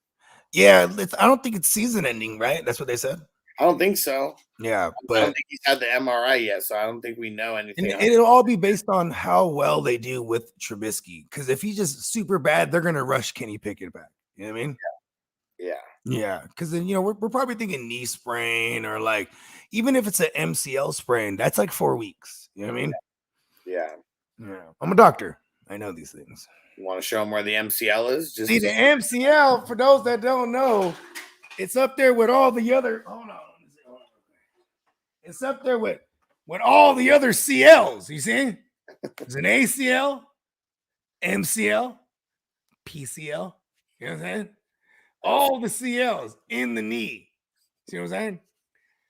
When you're a quarterback, you got to drop back. Got to use the knee. Bends. You know what I mean? You can't do like this, a stiff leg, right? With no CLs. You know what I'm saying?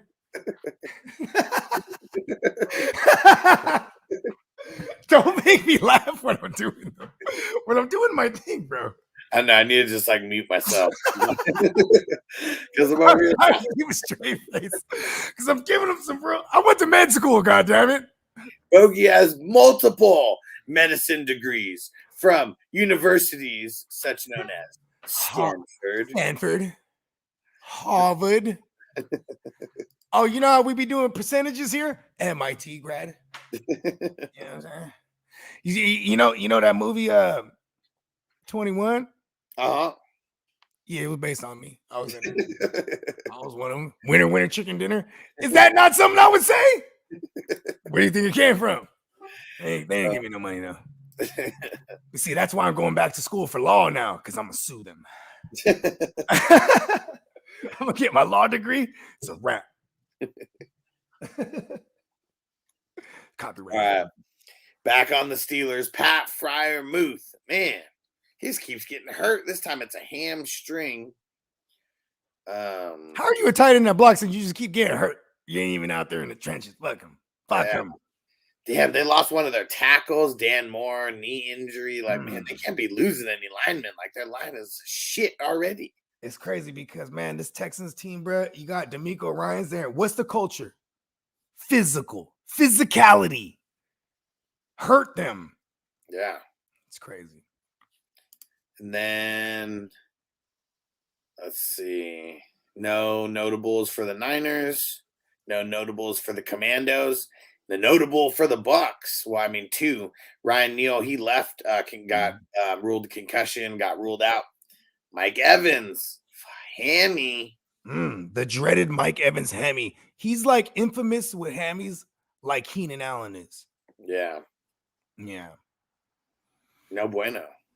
No bueno. When was Keenan Allen drafted? 13? 14. 13. Okay. He's a rookie. Mike Evans was 14. Yeah. Okay.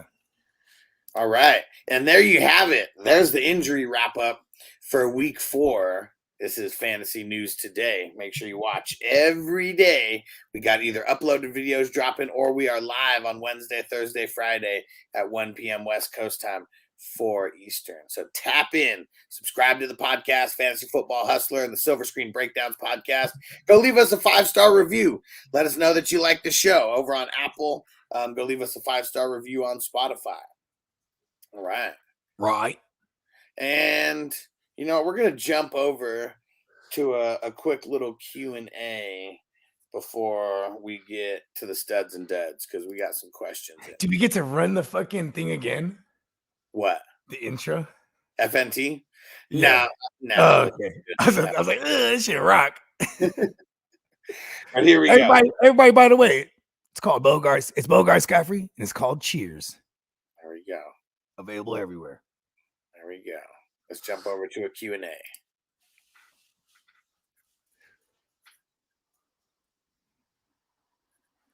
All right. Coming in hot.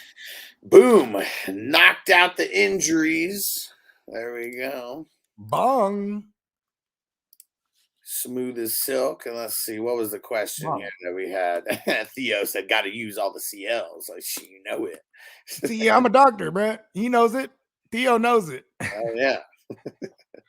Dr. Bogey. Man, it's so funny because I saw a skeleton when I went into we went into Big Lots. Let's go into Big Lots, bro. Like, I know they got a skeleton for like $5, $10. Yeah, I'm about to buy one, bro. And get the pointer with I'm gonna put stunners on them too.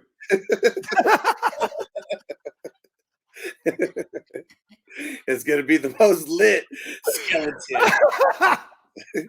I'll put all my jewelry on the skeleton, bro. Use me flexing, bro. And we got to find one of those pointers. You know the pointers where you like extend them. And this right here.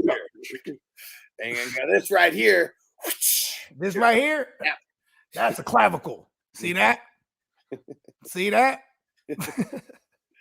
We're gonna show these fantasy doctors how to really be a fantasy doctor for fantasy football. Fucking stiffs. And this is not, this is the Matrix Escaper. It's one of Bogey's homies. Oh, that's my boy right there. I'm from the Matrix. Hey, where are you from in the Matrix, bro? I'm from the east side. Uh-oh. Trade Jalen Hurts and Cortland Sutton, Chris Olave, and Anthony Richardson. No. I don't like this. No. It's not don't like that at all. Yeah. Jalen Hurts. Jalen Hurts is like good for 2 rushing touchdowns. Yeah, like that's the floor. It's crazy. Like, I mean, where is one? I guess I don't have a lot of Jalen Hurts, but he's 1, 2, 3, 4, 5, 6. I mean, he's QB8 on the season right now, and he's not even doing that good. And I don't want Olave with Derek Carr, bro. This is what I feared for Olave. And Yeah. you actually, I remember it was probably like July. You started taking the massive exit on everything Olave. Like, nah, I'm not fucking with him. Derek Carr. I was like, word. I was like, I still fuck with him, but like, yeah, fuck Derek Carr, bro. He's a bitch. I want it to be Jameis Winston, goddammit. If you want Olave action, you gotta get some Jameis in there. Why the fuck did they put out a hurt Derek Carr there? And Matrix said, I'm also 1-3, so I want to change things up. Don't do it, bro. You're gonna hurt your team. Okay, I want you to do me a favor, Matrix. I want you to go look at your schedule coming up in your league. Like the next guy you're going to play next week and the week after that. Look at their schedules. I mean, look at their records. Maybe you're just going through the tough teams right now. You know what I mean? Like, just don't tear down. You're tearing down from that set of players you have to the next set. I want you to take that trade. Okay. I want you to. Why? It's bad advice. No. Just listen. Hold on. It's a life lesson. Okay. This is the whole promo. I want you to take that trade. I want you to write it down on a piece of paper. I want you to write it down on a piece of paper. Write it real thick with a big old Sharpie. Yeah. Make it bleed through the paper too. I want you to take that piece of paper after. I want you to fold it up real nice. I want you to shine that thing up. Real nice. Get it nice and shiny. Get a laminate. Stick it right up his candy ass. Get that shit out of there. Don't do it. Make a paper airplane out of it. Right? Laminate it. You know what I'm saying? And then shove it up his ass. His candy ass. You gotta laminate it. A goddamn Rudy Poo. Who is this Rudy Poo? Like, listen, you got Jalen Hurts, bro. What? Who's the Eagles playing next week? Eagles got the Rams. Shootout? He's about to kill the Rams, bro. If What? you think that Anthony Richardson did good against the Rams. Right? Hurts does better against the Rams this week. The Rams' defense is whack. Anthony Richardson needs that. Even against the Tech. Like, I think what's impressive is like what he did against the Texans, because he was like, okay, I'm gonna run on them too. You know what I mean? Yeah. And he gets hurt. Yeah. Yeah. Oh, wasn't the Texans? Who did he beat? Who did he beat before that? Was it did they beat the Texans? It was the Jags. Well, they didn't beat the Jags, right? But they oh yeah, he was balling against the Jags. That's what it was. Yeah, you kind of need a negative game script for that kid. I mean, look at probably will get though. Yeah, I mean, they were down 20 something to 0 or to 3. Yeah, and then it was all second. The second half, there was no touchdown scored by the Rams, all field goals. So they kept them in the game. You kind of need this type of thing. I mean, and that's why who do the Colts got next week? And the week after that, because there's no way I want Jalen Hurts. There's no way I want AR-15 over. Jalen Hurts is getting about 25 points a game, 25. Yeah, I mean, if you take away week 1, I mean, literally that was his one bad game. And he's 1-3. He has one win. You're not 0-4. Like, this is the 0-4 panic. You know what I mean? You're okay. They got Tennessee, Jacksonville, Cleveland, Saints coming up for the Colts. This is what you do. You put yourself in a mindset. Get to 500. That's your goal right now. Get to 500. You know what I'm saying? And you don't have, and you have, I mean, see, I bet you we have more context to see the rest of his team, because there's probably other pieces he could move on the rest of his team. You know what I mean? Yeah. Yep. We might have saved his life right there. Yeah. We're here for you, man. We're here for you. Yeah, preserve life. All right. Let's see. What else do we got here? I mean, as a doctor, I'll tell you, life. That's how you live, bro. Gina said Debo didn't hurt his rib again.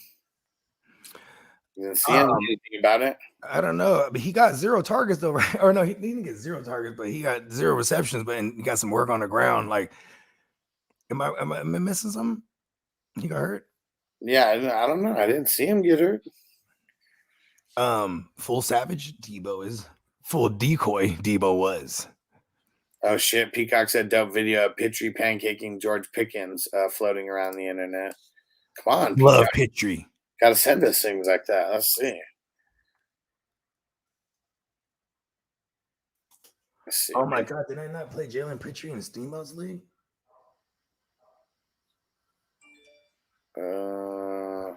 Peacock, can you find that and yeah, send it. Send it.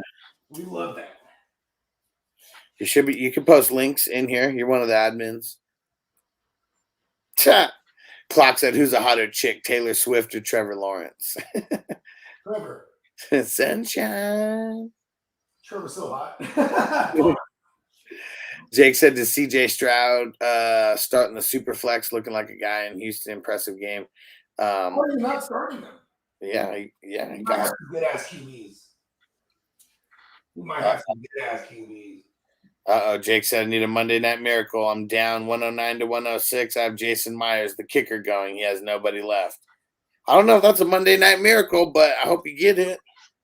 I mean, because that's like a field goal and an extra point, right? Yeah, what does he need? 3 points to tie. 4 points to win. He'll be all right. Peacock said last week, Tank had a big week. Big game. Nico had 3 targets. This week it was flip. Texans had to lead the entire game, so they threw the ball 12 times less than average. Oops. And Major Newspaper, yes, we do have a Discord. You got to join the 420 crew. And as soon as you join the 420 crew, you get the link to join on Discord. So it's 420crew.org. Bad management in Steamboat's league. I took out Quay Walker for Terrell Bernard. Chased it. Bernard even do anything this week? In that format, he put up like 5 versus 16 for Quay. And it's funny because I'm telling everybody all the game script for that game, how they're just going to run all over the Packers. It's so funny. Oh, man. Yeah. You know, I'm limited there. I can only play 3 max linebackers. You know what I mean? Yeah. I mean, you got 10 points. Well, I mean, that's 10 points in IDP 1, 2. That's fumble recovery. That's pretty much what all of it was. Damn, that sucks. You know what's crazy is that up front, see, here's the mindset I had. I didn't think Russo and them would get pressure like that, right? The ball's going to come out quick. Yeah, they disrupted everything all game. You know what I mean? And Theo said, did you see the injury that Franklin had? So didn't he come back? Yeah, he came back. Yeah. Yeah, but let's look up what it was, though. Was it a cramp? Because he left, and then when they were getting back into the game, he came back. He's like, fuck that. Fuck that. They need me. Yeah, back injury, they said. He had a got back in there. Oh, pun intended. I see what you did there.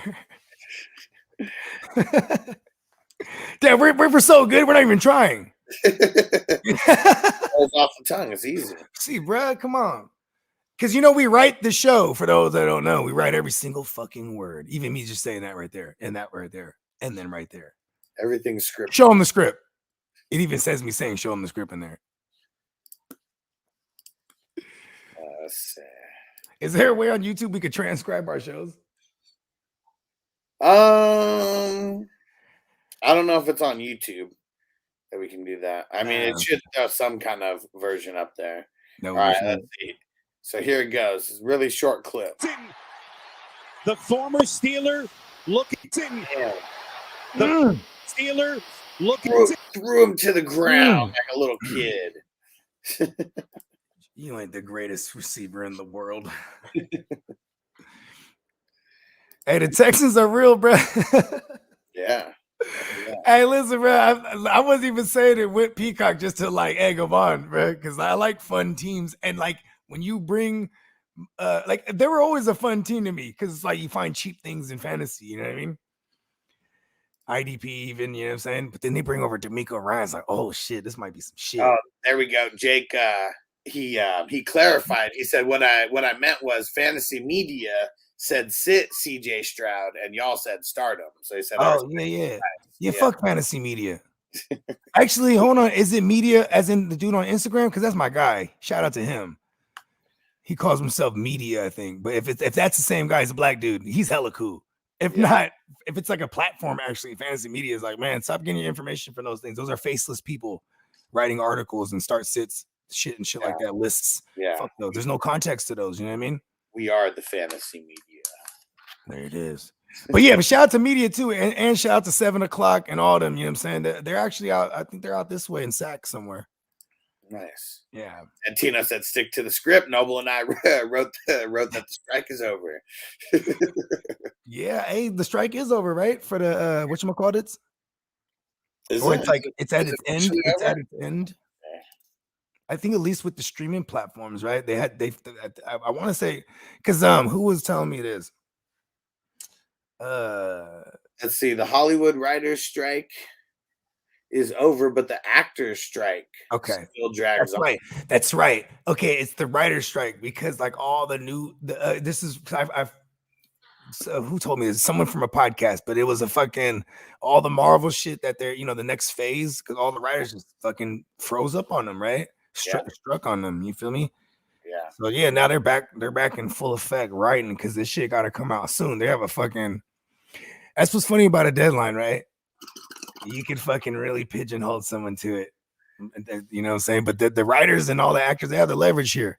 But nothing's gonna continue to film yet. That's the thing. Well, see, that's what sucks. I mean, do the writers, do the actors have all the leverage? I guess we'll find out, right? I don't know, because then you'll okay. How about this? My girl, she's at Kaiser these days, right? Yeah. They're about to strike like this weekend. Oh shit. Yeah, for real. And so I said, so what are you gonna do? She's like, well, and she got this other job she can go work at, right? She's already per diem there. So I said, okay, so you're just gonna work there, but like, so how does that go down? She's like, well, I could go to Kaiser and work, but they'll just take the nurses and put them in whatever situations they feel because there's so many now. Everyone's gone, so she might do something that she's not even familiar with, and your license is in danger now, and you're not insured. You're not everything. You're just naked out there. You know what I mean? So she's like, fuck no, I'm not gonna do that. You know what I mean? Yeah. Because me, I'm thinking like, well, what if like it's your way in like permanently? You know what I mean? She's like, nah. She's like, everyone's already, and they have like, what's crazy is like the big management came down and was like organizing everything. This is what we're gonna do. We're gonna strike. I'm like, damn, you just got there like 2 months ago. Yeah. Yeah, it's some shit. Yeah, but it's probably not just like that Kaiser, right? It's probably like, no, it's all the Kaisers. Yeah, for sure. I mean, they're all over Cali. And Jake said just all the fantasy people on YouTube, so no one specific. So there we go. And we know that's why Jake. You said fantasy media as like a broad statement. Okay. Exactly. Yeah. That's Generalized. we are. Yeah, they're all whack. Who the fuck is getting off CJ Stroud when he's throwing like 40 times a game, bro? Even in week 3 when he only threw 30 times, that's still like what he had 91 pass attempts going into that game. Add another 30. Like this is insane. Like Darren said in the multiverse league, can we go grab a QB if your other is on IR? Unfortunately, no. You got to cut him and do that move if that's how you feel, because it's just the rule. Yeah, one QB at a time. Yeah, I mean, I didn't go race to get the 2 points that DTR would have put me up. I had switched out Watson and put in Kenneth Gainwell. You know what I mean? Yeah. It's like I just got to like ride or die with like Joe Burrow because like I almost contemplated like just like, just cutting him because it might be a landmine for someone. And this is what I did last year when I had to hurt Justin Herbert. I went and I was like, okay, fuck it, we're doing it. I take Herbert and Stevenson and I trade for Mahomes plus whatever it was. It was like an IDP or something from Spencer. You know what I mean? Because I was just like, I gotta save me somehow. Even though, and then I regretted giving up Stevenson, but it was like what Mahomes did with Stevenson and a hurt Herbert was not enough for what Mahomes was doing. You know what I mean? Right. Yeah, so I made that conscious move. It's like right before the trade deadline because I was just putting out a wounded ass Justin Herbert every week. You know what I mean? Yeah. Yeah, someone's trading for Burrow from you, bro. You know what I mean? Maybe. I mean, shit. Like that's what sucks. Like, you know what's funny is Steamboat goes loving my Baker Mayfield in that league. Yeah.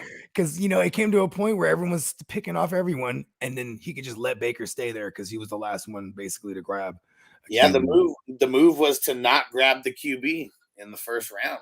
Like, I mean, anybody I would have grabbed there would have been way better than Burrow. I could not avoid, like, where was I, 21 or 19, 18? I don't know where I was at, somewhere in that range, but I took Watson. I was like, I couldn't resist it. Yeah. Then I missed Watson now, and then he has a bye week, and I gotta hope he comes back like at full strength. Yeah. I'll probably move him. I ain't gonna lie. Yeah, I'm moving so fast right now. It's hard out here for a pimp. Yeah, or whoever like has like who's the guy that at one point, if Kyler Murray does come back, like say he gets the 21-day activation, like if someone's blowing all their bread and dropping whatever shitty QB they got. You know what I mean? Yeah. And that might not happen, that he might not come back, but like I mean, what are they? I guess they only got one win on the year. Cardinals. Yeah, he's not coming back, huh? I don't know. I mean, it's probably it's like 50-50 right now, but we'll see. Jake said, I don't know if you saw it, but how would you manage having James Cook and A-Chain on your team? Keep starting Cook over A-Chain or start A-Chain now? Superflex is CJ. Well, who's your other options? Yeah, they're just not sitting A-Chain. A-Chain's like Puka. It's like, I mean, just fuck it. Like whatever. What was the workload? For who? For A-Chain. Like snaps and like touches and shit. Because then, like, you know, what tells the story besides the touchdowns? He got the most carries. He got 8. Okay. Mostert only got 7. And he got 3 receptions. Mostert got 3 also. And then he got 60% of the snaps. Mostert got 43. Wow. And it was a negative game script. So that's what tells the story there. Because they need the faster back in the negative game script. They're losing that entire game. There was no lead for them in that game. I want to point that out. You know what I mean? Still starting A-Chain. Yeah, for sure. I'm just saying though, like the massive difference in the 60-40 and the, you know what I mean? That's because of the negative game script. Yeah. Yeah. Either way, he's in there like swimwear. Mm-hmm. Theo said Snead's been underwhelming this season. Missed a lot of tackles last night with Bynum, Duggar, Blankenship as my other DBs. Is it time to sit Snead? Potentially. You know, we were just saying this yesterday, right? Mm-hmm. Like I was like, fuck, everywhere I have Snead, like all of a sudden Snead's a good corner. You know what I mean? Yeah. Like he shadowed fucking Calvin Ridley. That was crazy. Yeah. Normally he's just a guy everyone picks on, but he gets tackles. He doesn't allow too much yards after the catch. So those tackles make him like the shit in fantasy. Yeah, it's kind of tough. And like, you know, what's even crazier is that like the Chiefs have been keeping teams in the games, bruh. You know what I mean? Yeah. Normally they're blowing teams out or playing with like double, you know, like we were last night. They just couldn't pile it on in the second half. They went into the second half 20-12. Yeah. And then the game ended 20-23. Oh, you know, it was crazy on the squares last night. There was one dude who I couldn't remember his real name. He played once before, but only got one square. He didn't pay for the square. And pretty much if anyone places their square and they don't pay for it an hour before, I just open it up. Exactly. And, so I couldn't give him the heads up because I couldn't remember what the hell his name was until after the game started. And then I figured it out. But he won. Well, he would have. Yeah, you didn't pay, so you didn't win. Yeah. So the person who bought like literally the very last square won that thing. And it was whenever it was 3-0. like 20-20 or whatever. Whenever it was 0-0, it was the 0-0 quarter. I can't remember what quarter that was. That was the third quarter. That was the third quarter. But see, and that's the thing, right? Because normally the Chiefs are like spanking teams and the opposing offenses have to abandon the run, throwing like shit, and then Snead just piles up hella tackles. It's not happening this year. Jake said, fuck Ridley. I know, right? They need to figure it out. Like they like play calling has to change. You can't just be like a deep threat. Like what happened to the balls at the line of scrimmage and shit like he was in the first game. You know, we're a victim of the fucking preseason where he's just balling and shit. And like it's like against like vanilla defenses and because there was already a lot of hype on him, and I'm still not giving up. I might even fuck around and trade for him in redraft. Like, you know what I mean? If that person is really wounded, you know what I'm saying? And I'm in a position to do so, you know what I mean? They got the Bills this week with no Tre'Davious White. This is the play here. Negative game script. It's all there. You know, the Jags in the last couple of outings, they have played them super tough. Remember the Josh Allen crime? Yeah. This would be insane. Peacock says CJ Stroud's on pace to throw for 5,000 yards and is a favorite to win Rookie of the Year. Yeah, we talked about how no one – I mean, if he doesn't get injured and he just stays like any somewhat on this pace, like nobody's fucking with him for Rookie of the Year. This is dope. But overall, he probably went offensive and the overall Rookie of the Year. as much as I'm a person that puts a lot of weight in historic things like Ohio QBs don't translate to the league historically, or the Buccaneers play shitty against the Saints historically, right? Shit like that. But every so often, bro, you're gonna see something change, bro. Like, you know what I mean? He's breaking that stigma. CJ Stroud is, you know what I mean? Yeah. Because it's just different, CJ Stroud, product of SoCal. There you go. Where's he from? Down there. Let's see. I mean, I know he's got to be from LA somewhere, right? Because he was in that Snoop Dogg. Oh, yeah. I mean, but you can still be, but I mean, they had kids from like Dago and shit too, but Rancho Cucamonga.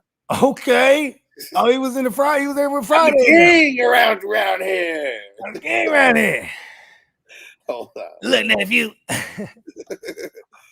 That was his grandpa. Got a little puff give in this mother. That's fucking hilarious, right? He's Ice Cube's kid, or he's Day Day's kid somehow. He's Day Day's kid, yeah. Uncle Elroy is his granddaddy. He ain't never knew his daddy. Peace out, Theo. We'll catch you later. Peace out, Theo. No, I think it was he didn't know who his mama was, right? Or at least his grandmama, because it was Uncle Elroy who was just going through him. Uncle Elroy. Everybody loves Elroy. And Tino said, "Oh, he's on the Cucamonga Cracker Killers.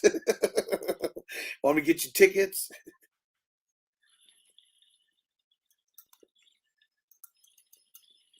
No need to bust a 187 in my ass, partner.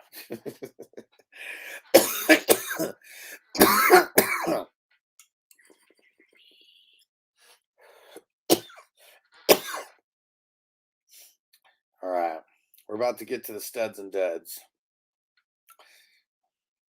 See if Bogey gets back here in a sec. We're just gonna knock these ones out real quick. But we got to do all the positions though, including kickers, right, Tino? We're just doing our due diligence for the people. And Jake said, I hope he does, Peacock. I got Andrew Luck vibes with Richardson. Maybe it's just a curse for the Colts with QBs having early retirement. He said, I mean, Peyton Manning could have retired. Yeah. All right. And you know what? Maybe we'll just get into this right now, and we'll get Bogey will just hop on when he hops on. Let's get this set up. 4, 6, 8, 10.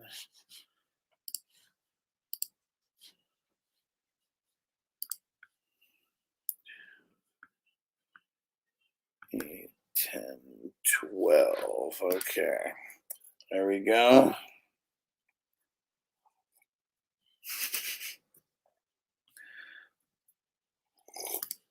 Oh shit, Jamal Adams is gonna play tonight. Wow. Damn, it's been so long since he's been on the field. Let's see if he comes back into form right away. Because man, it's a long time coming. Long time coming for Jamal Adams here.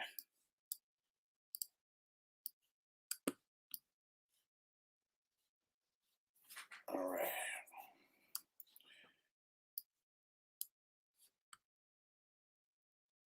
Getting the screen set up here and get all the stats going.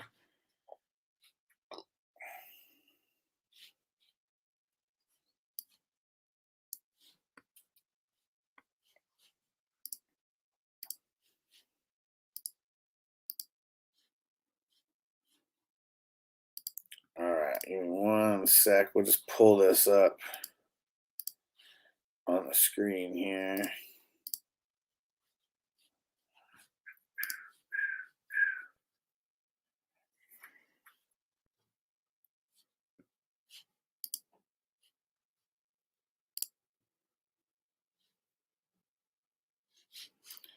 All right, let's see.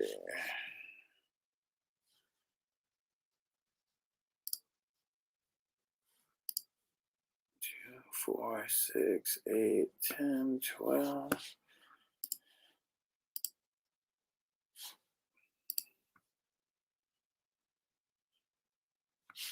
All right.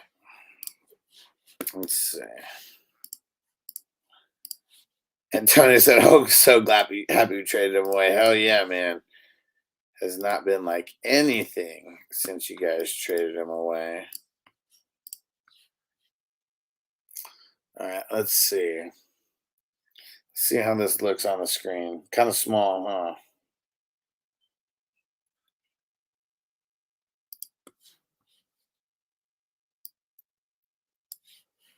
Zoom this in.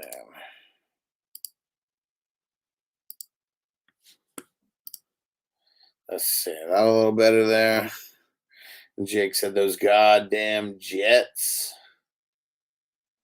Okay, there we go. Oh, and Bogard wanted me to share the Spotify link for Cheers. Make sure you guys go over there and hit that like button or do whatever you do. Get them more plays over there on Spotify. Oh, and here's another one, The Usual. So you got two different new bogey joints. There we go. Go check them out on Spotify.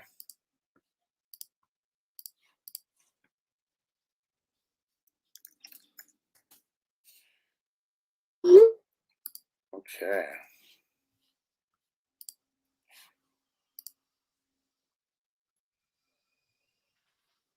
Oh, I guess Bogey's got multiples. He's got another one here. There you go. All right, threw all your links in there, Bogey.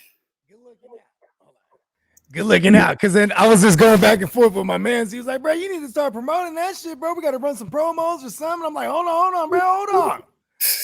Like, hold on, man. Like, you know what? You're fucking goddamn right. Hey, everybody, check out all the new bogeys. We're going one a week. We're about to go for a long. We're going on the marathon. I need all y'all to take these songs, and they're available on all streaming platforms. Spotify or Tidal or Apple or whatever the fuck, iTunes, just put it on all your playlists. It helps a lot, and the shit is fly. What up, AJ? All right, I'm doing it now. Then we're getting into the studs and duds. Okay, let me grab a beer. And we close the garage. A lot of construction going on around here. Jake said, "Hold my beer, damn it."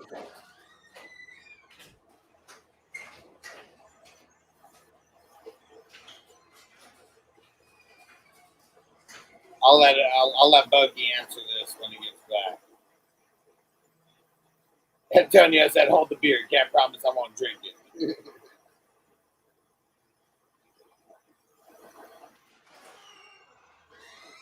Yeah, I'm pretty sure I know the answer to this, Emil, but I'll let Bogey answer it. Okay. Ask me the question. Emil said, "Bogey, when you dropping an album?" Oh man, I've been dropped hella albums, and that's the thing is like it's just in this day and age. See, I want to drop an album. My man's like, drop it one at a time. That's really what it is, bro. You know what I mean? I would have been dropped like 3 albums this summer, bro. You know what I mean? Also, too, is like I don't care about promotion and stuff. I like my shit being out there because and then my mans and all them, they're on the hype still forever. We're gonna make it. See, like, you know what I mean? I'm like, yeah, I believe it too. You know what I'm saying? But it just my organic approach is really because this is what keeps me sane, bro. You know what I'm saying? What if? Also, here's the thing: when it comes to anything in life, you get out what you put in. You know what I mean? Okay. And so I can only prioritize so much. What about this? Towards that, but I do enough, and I've stockpiled that. He was like, "Man, you could just drop once a week," or you know, he got me off the ledge of dropping the whole album. I would have dropped I had like a part 1, 2, 3 type of ideas. I had all these ideas. You know what I mean? See, what about though? Like all of them being, they could be a part of the same album, but it just be different. You know, being released. It's like, oh. Yes, release one by one. I'm about that. That's still the idea. But also too, it's like when you have a Peacock and I can like go every song can have a different like the next one is called it's OMW, On My Way. Peace out, Antonio. And Peace out, man. Clock. We're just about to get into the studs and duds right now. Yep. Shout out to Clock. But yeah, the next joint it's called OMW, On My Way. But it's just like the cover is the DeLorean just smashing. Tight. right? I'm like, yes, we're doing that. You know what I mean? Because I wouldn't do that for an album cover, right? But I mean, in its entirety. See, here's my thing. 3 weeks later, I got 3 new joints out, right? I have enough to go for the rest of the year and beyond if I wanted to. But I figure I'm like, okay, maybe when I get around my birthday, then I'll drop like an EP, which could be like 5 to 7. You know what I mean? Because I'm also doing a gang of new shit. Like this is all just like the stockpile from this year. You know what I mean? Like, and I went crazy. I've been here for 6 months at this spot. You know what I mean? So I moved out of the Bay 6 months ago. You know, that last month, I was in there 3 days a week, going crazy. You know what I mean? Laying shit down to the point where I gotta like remind my mans like of this one, this one next, or this one. You know what I mean? I just got so many, bro.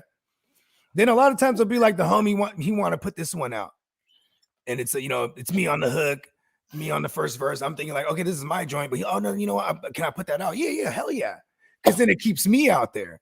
So all summer, all the joints I'm on, I'm featured, and I like that because then now it's my turn to go on this marathon. You know what I mean? It's all me. It's all me or me featuring them. You know what I mean? Yeah, I'm having fun. Having a lot of fun.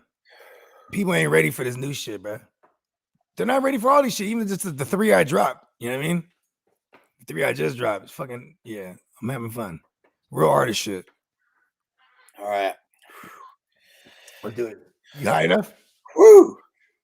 Yeah, I gotta catch my breath after that one now. It's in the script for you to be like, woo! And all that. Yeah. Because we wrote this whole thing. All right. All of it. Here we go. Let's get down to biz. Breaking down the QBs. And here we go.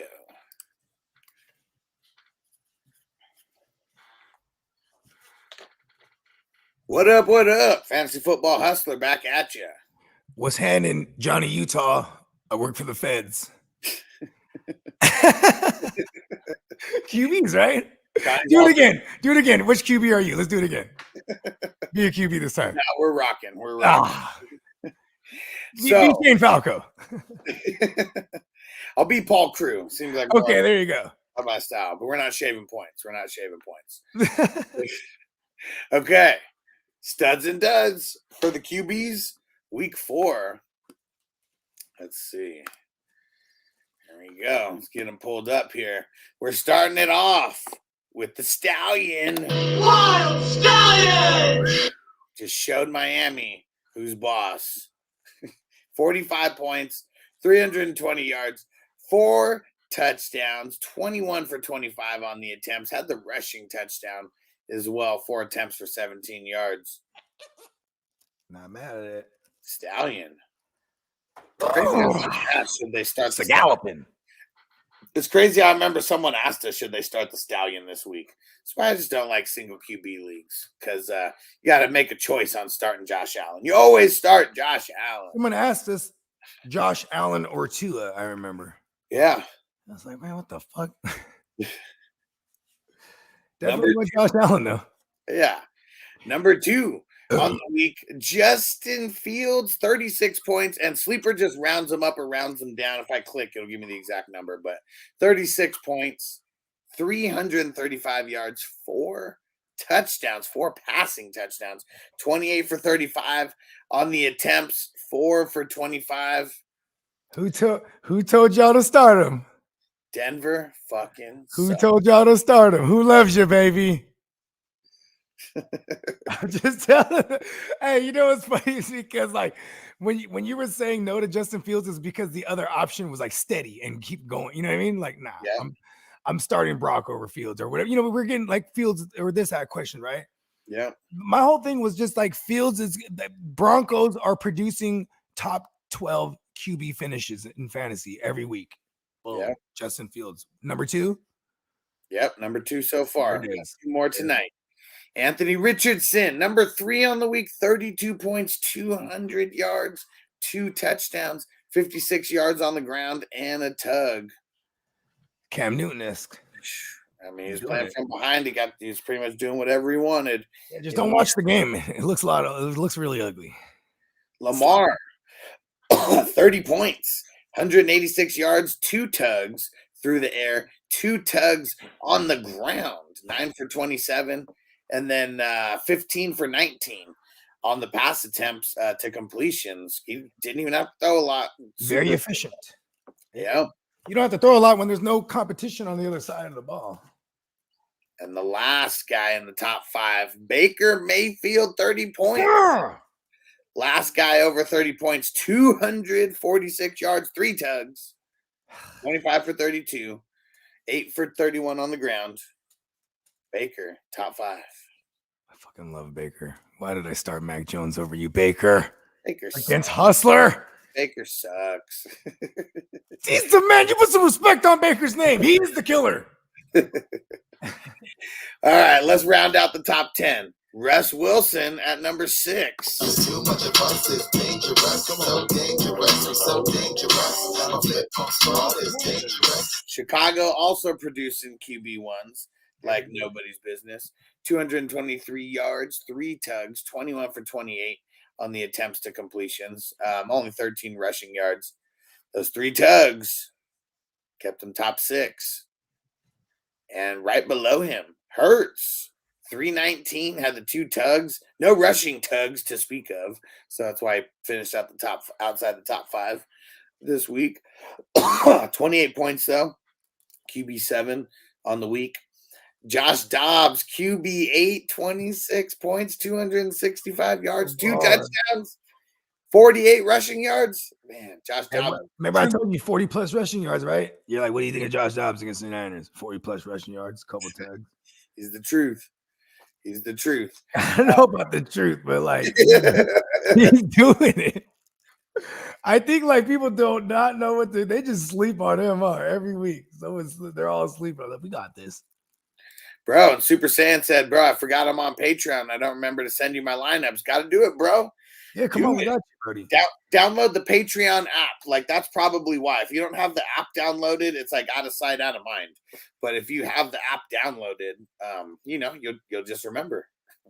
So yeah, get that shit downloaded, get it on your home screen somewhere. Want to make sure y'all in winning positions, you know what I mean? Oh yeah. Philly Mike OG, what's good, homie? What's up, Philly? Let's see. Justin Herbert. Who was the balling? He is, what is that? QB9, QB 10. 10? Who's 9? Dobbs? Oh, no. Dobbs is 8. Dobbs is 8. Herbert's 9. Simmons is old. Herbert is 9, 26 points, 167 on the yards, 1 touchdown through the air, but 2 on the ground. CJ Stroud was number 10. That's where I got the numbers mixed up there. CJ Stroud, number 10, 306 yards, 2 touchdowns, no real rushing yards, didn't matter. Mr. Brock Purdy is number 11 on the week. Put some respect on his name. QB1 finishes. 245, 2 touchdowns, and that's what he's good for. Like he's can always get those 2 touchdowns. 202. Yeah, there you go. And are we gonna start calling him 240? Actually, you know what? No. I'm messing up on that. I'm messing up on the numbers. He had 283 and 1. This he had the rushing. That was the rushing touchdown. You got real comrade with it. 20 completions out of 21 attempts. Talk about efficiency. You're in line. Number 12. This is who I was talking about. Zach Wilson. 245 yards, 2 touchdowns. Who scored them touchdowns, bro? I was asleep. No namers, right? I don't think it was anybody notable. So I don't think it was Garrett Wilson. Oh, yeah. Alan Lazard. Yeah, Alan Lazard got one. DJ Uzama got one. Oh, my guys. Bro, those are my guys. Secret of the Ooze. The secret of the Uzama? It's been unlocked. The secret of the Uzama. And let's see, I would say the notables, the other notables besides that would be the Wolf. Somehow finishing as QB. Oh, what do you mean somehow? Somehow. It was the tale of 2 halves. Like, it did not look good in the first half. You know what, bro? It's this is what I want to say. That like when you're playing divisional, this is a team that's gonna play every division rival like well. You know what I mean? Yeah. Yeah, because they've been doing this for like the last, like ever since Ron Rivera was there. Like they, division teams play each other well anyway. But I mean, come on, dude, they took the Eagles to overtime. Jordan Love, also notable finish, over 20 points, 246, tug through the air and on the ground. People forgot about old Jordan Love, huh? Feels like a century ago, last Thursday. Yep, hell yeah. Many names in the war. All right, here's our favorite part. If we did not have them, because we get to shit on them. If you did have them, I'm sure this is your worst favorite. Mac Jones one. Let me start it off with the Mac Jones one, okay? Go ahead. You give me that. No. Go ahead. Finish what you're saying. We got to start off with the biggest pieces of trash in week 4. And we got 2 ultimate pieces of trash here. We're starting off with Mac Jones. Give me the who is this Rudy Poo? Me. Yeah, where is it? Who is this Rudy Poo? Mac Jones. Jabroni, you are 3 seconds away. And The Rock means 3 seconds away from The Rock to lay a smackdown on your candy ass. Mac Jones, you better get your shit together. This is it. Hey, The Rock was dope, huh? He just went around telling people in their face he was going to smack them. Let's lay the smackdown on your candy ass. Hell yeah. And you know what he was going to do? He was going to do it in front of the millions. And in front of the millions of Rock fans. All right. The other piece of trash that we got to talk about, fucking Derek Carr. Roll and shut your mouth. 2 points. 2 points. Why did they not put in Jameis? At least Jameis would have threw a pick 6 and then threw for 500 after. Come on, man. 127 yards, 23 for 37. It was stupid. Couple turnovers, right? Oh, man. It was stupid. Yeah, Derek Carr sucks. Let's see. Anybody else? Oh, yeah. You know who was a big piece of trash this week? It was Burrow.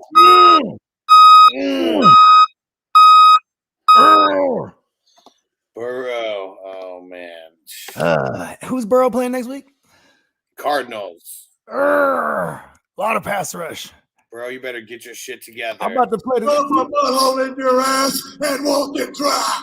About to kick your ass, Burrow. We've had enough of this shit. We've had enough of it. Kenny Pickett. His injury, why he left, but man, Kenny Pickett. Man, his game's been injured. Been very, very disappointing. Small hands. The fucking 2 gloves.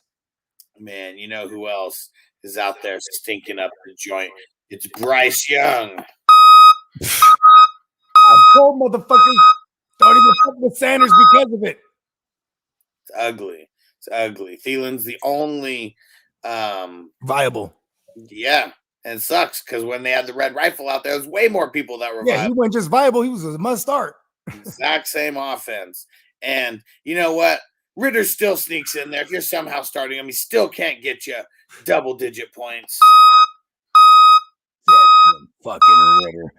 Your grandfather is really upset. John Ritter is so upset with you. Come on, we need better. We need better because you know what? It's not fair.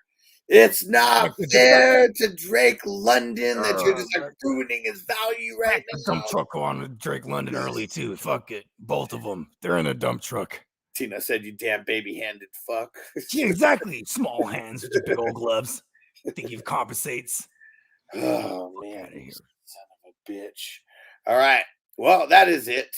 That is Slap it. We're him with gonna a glove. We're gonna get over to the RBs. Make sure you guys go subscribe to the podcast, Fantasy Football Hustler podcast, and the Silver Screen Breakdown podcast. Go leave us a 5-star review. We appreciate it. A written review, and we'll read it out on the show. We got a couple ones that we're going to be reading out later. And we're going to jump over to these damn running backs. Let's get it.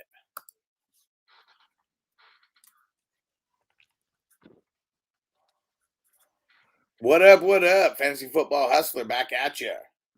What's happening, Adrian Peterson? I'm just gonna be a player every time. I am Frank the Tank Boy. What was the running back in fucking in replacements? I can't remember. I'd rather be Nelly. Okay. In the longest yard. Okay. Earl Megget. Earl Megget. All right, that's what we're gonna start doing. We're gonna start being fictional. Yeah.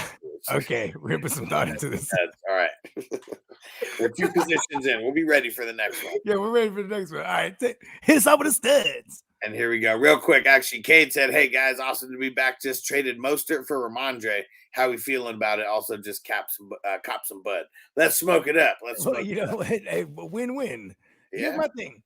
The Elliott thing is nothing. I like Stevenson's outlook more than Mostert's in a sense because man, Mostert gets hurt, bro. Yeah. And it's still a system that's going to run multiple backs. When they get Jeff Wilson back, it might even be that much more annoying. That's like all 3 of them to keep fresh bodies out there.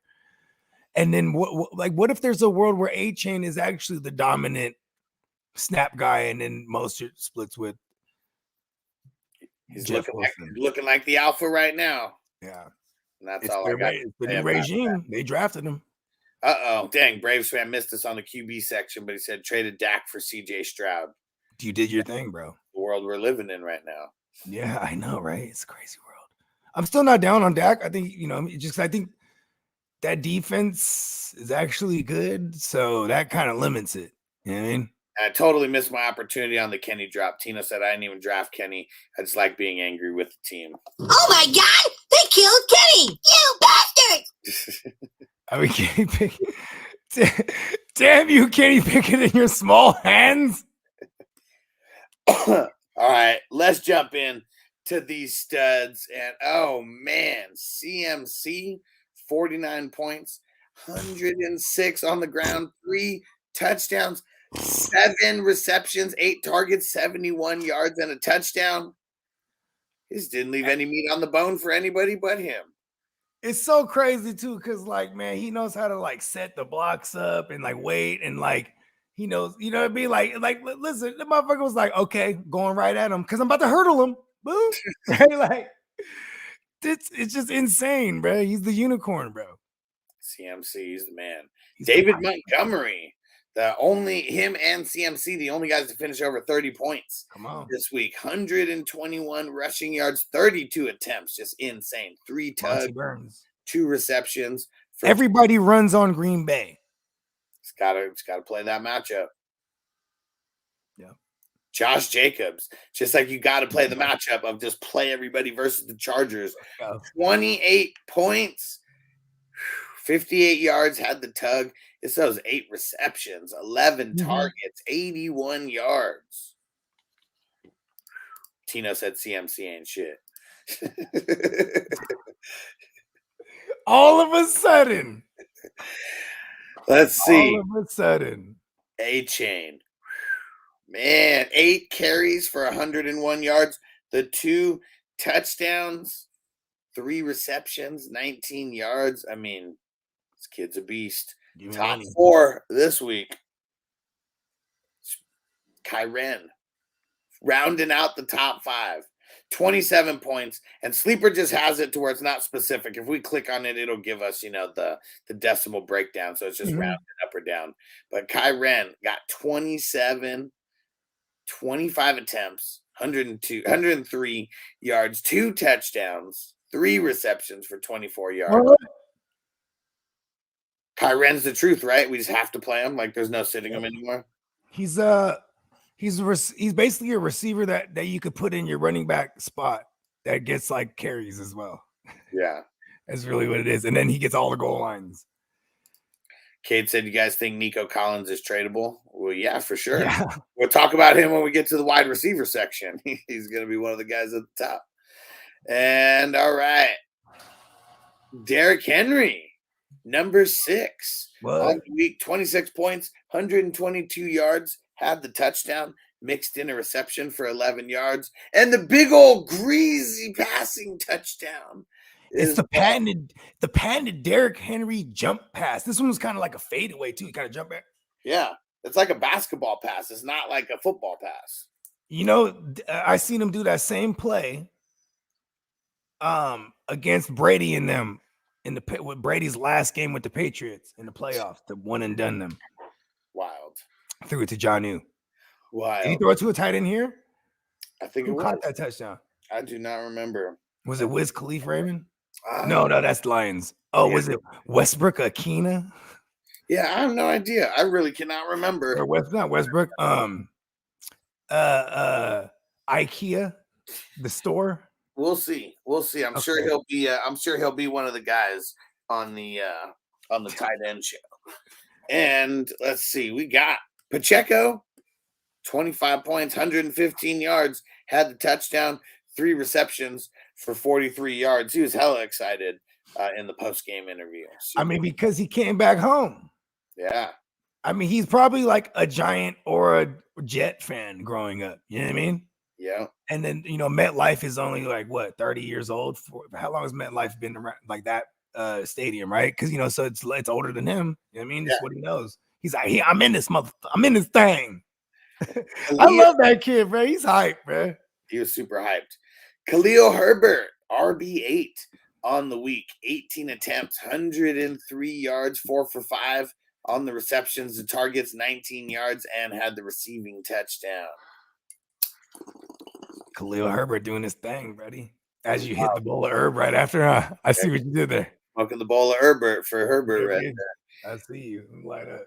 Kamara, 11 for 51 on the ground. Not too impressive there, but not too bad at the same time. 13 receptions, 14 targets, 33 yards. I mean, no yardage to really speak of, but man, I mean, 13 receptions. Is that not Derek Carr? Man. Everybody's going to hurt, bro. It's like Olave is going to hurt if this is the Derek Carr we get. You know why? It'll be all Michael Thomas and Kamara, bro. Yeah. What did Michael Thomas get? The targets wise. No idea. We'll get to the wide receivers. Yeah. And let's see. How about Bogey's boy, Jaleel McLaughlin? Oh, let's go. Jaleel White, McLaughlin? 19 points. So what was he? He was running back 10 on the week, 7 for 72 on the ground, 3 receptions for 32 yards, and a big old touchdown. I try to tell people, pick him up because I don't believe in Javonte. Not that Javonte. It's Javonte with a new regime and coming off of ACL, and they bring in this guy and P. Ryan, and like, you know what I mean? It was notable because I didn't believe in Javonte being ready for week 1. He was, and he looks like shit. Now he's got a hip or whatever the fuck it is. I was telling people just to house this kid because they've been trying to get him in. He had a touchdown week 1. If he has another like RB1 finish, I'll go get RB2 even. Come on, RB2 even. It's how about that? Okay. So how about this? RB16 or higher. How about that? He finishes RB16 or higher. Oh, in the year? No, just on any week. Oh, on a weekly. Okay, yeah. Let's do that. I mean, no. Just listen to what I'm gonna say. If he finishes that, I'll go get him multiple Steve Urkel drops, and then we'll yes after him for Jaleel White McLaughlin. No, bro, you can't not get him. You have to get him. Period. Just have him for me. You gotta earn it. Get him. You gotta earn the drops. And you know what it is, right? Did I do that? You gotta give me that one because it's like no one's gonna believe he did that. I'm just saying, it's funny the amount of crazy shit I say because I sound crazy. I'm like, yeah, fuck Javonte. Just hold this guy. Pick him up. I was telling people Sunday morning. I didn't even take my own advice. I should have dropped Mama in the Green Bowl because I wasn't even gonna finna use him. I should have picked him, because I'm trying to do my due diligence. You know what I mean? But I'm over here doing the show, having fun and shit, tripping on fucking shrooms and shit. And Molly, 6 in the morning. Tina said, "How many drops can we store?" There's unlimited. There's unlimited spots for drops. Listen, man, the world's your oyster. Tina said I got a drop list for you with over 1,000 recommended. Yes, that's the thing. It's the work of actually like getting the drop, storing it, putting it on here, and getting It's it. almost like he got to like screen record them and then send them over, and that would help because then you could just rip the audio after that. You know what I mean? Well, yeah, if you just download the actual clip, like not the whole YouTube video, but if you just literally download the audio. Like I said, screen record, because you can just screen record, send it as a video, you can rip it from there. You know what I mean? Same thing, right? Yeah, but the screen record, sometimes the audio doesn't. Oh, yeah, it's a little shitty on that. But yeah, if you actually have the clips, the MP3 of the actual clip, I'll do the rest of it. It's the part of the downloading and all that, finding it's an extra step. Yeah, that is a thing too. Whenever, there you go. There you go. Tina said he's on it. Yeah, like whenever we flip joints, right? Like samples and shit, we always find the highest quality, then rip that one because we're about to dress it up anyway. You know what I mean? Yeah. Yeah, I just don't. I'm always looking for shit. I don't want no hisses. That. Yeah. You know what I'm talking about? Yeah. Yeah, because a lot of old joints have that shit, so you got to find like the remastered versions, or you got to like remove it. I think it's called like a de-esser. It's like a insert. It just takes all that out. Like, you know what I mean? All right, so let's get back to it. So we got McLaughlin. He's running back 10. Bijan finished at running back 11, 14 for 105 on the ground, and 5 for 5 on the receptions to targets, 32 yards there. Looking solid, but no TDs to get in the mix. Why he didn't finish with 20. DeAndre Swift still finishing inside the top 12. Okay. Yards in the touchdown. I have to say something. Yards. Do we hate him so much? It's a question. Yeah, yes. Right? Because it's like he's behind this offensive line. Right? But it's because he still has the Lions RB stink on him, is what it is. He gets hurt so much. I was just like, I'll just take Gainwell late. Like, you know what I mean? Fuck him and Penny. Because there was crazy assholes that were like, oh, Penny, bro. No. You know what I mean? But even the Swift thing, I just like totally avoided it. You know what I'm saying? Dang it, Mullany said I sat Kyren instead of Mostert. Lost. Damn it. That's rough. And Kyren, well, you know what's crazy because Kyren was coming off like the one stinks like bad down game, I guess you could say, on Monday night.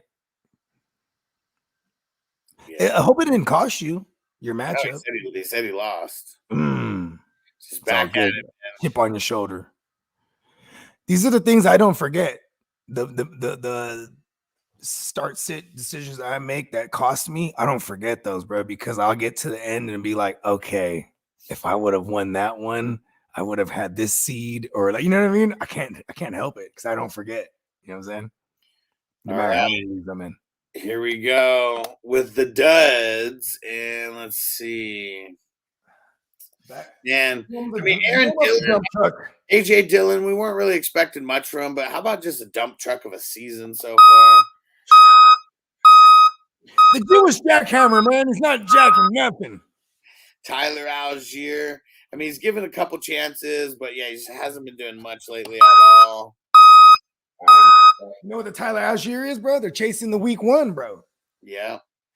Aaron Jones in limited work just comes out and hurts everybody who starts him. Antonio Gibson. Oh man, this guy's a bum. He needs to go to hypnosis or something, because like he even got the ball and just like dropped it, picked it up though. But he'll just like fumble like for no reason. You got butterfingers, Brody. I knew I shouldn't eat that popcorn.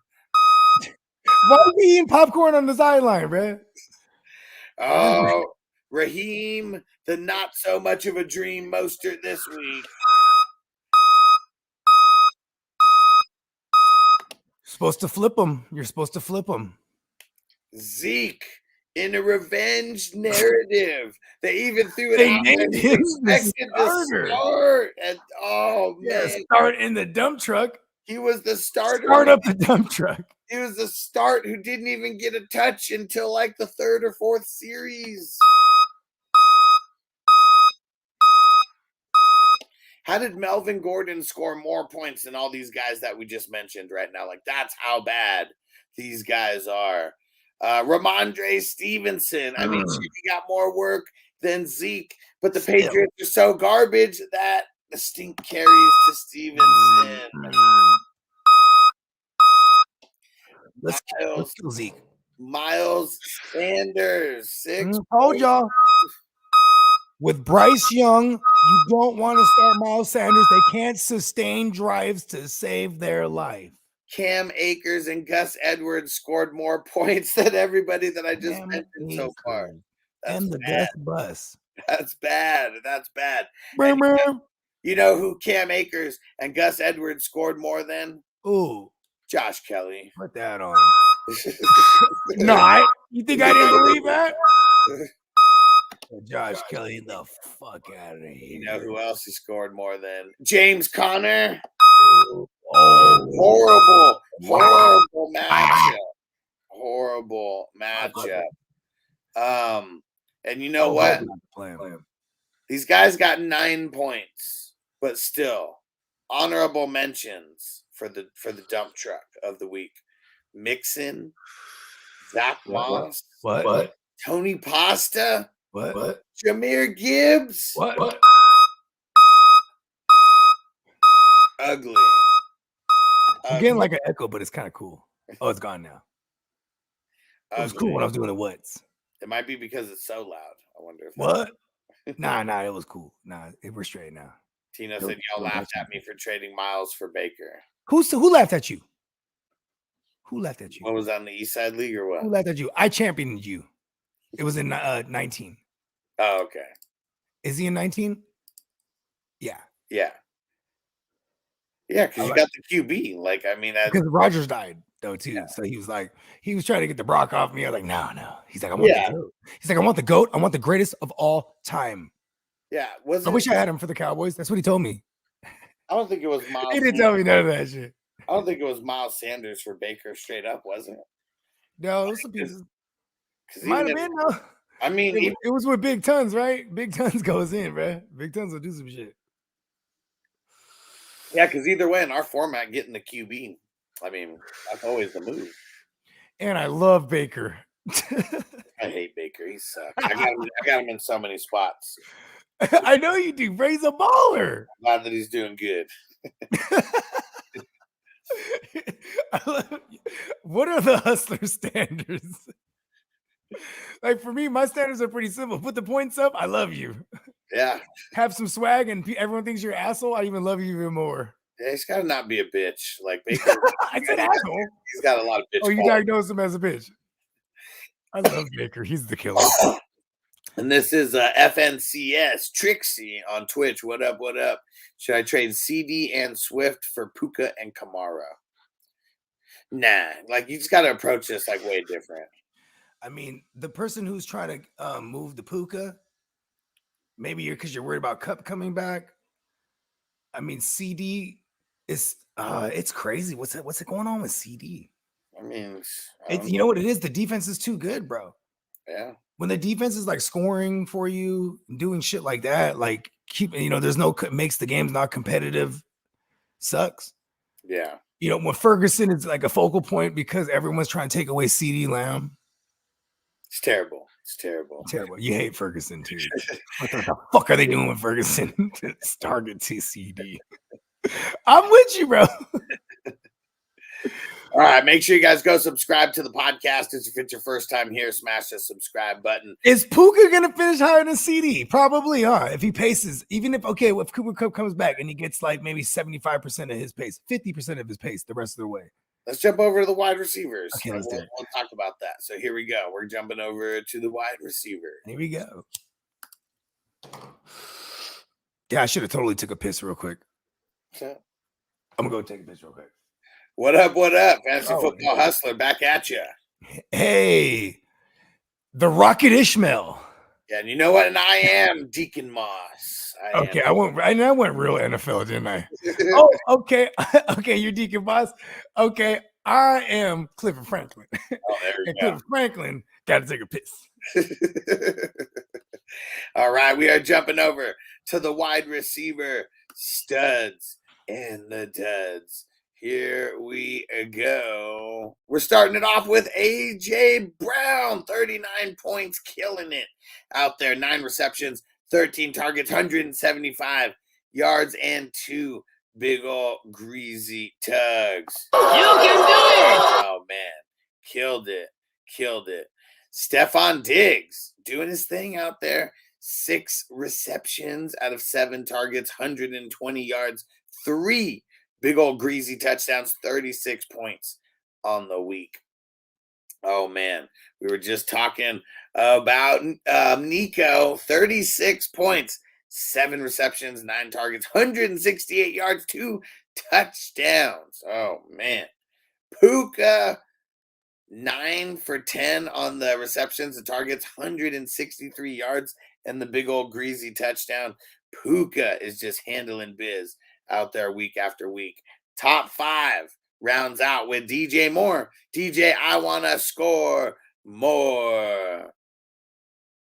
8 receptions, 9 targets, 131 yards, and a big old greasy touchdown for DJ.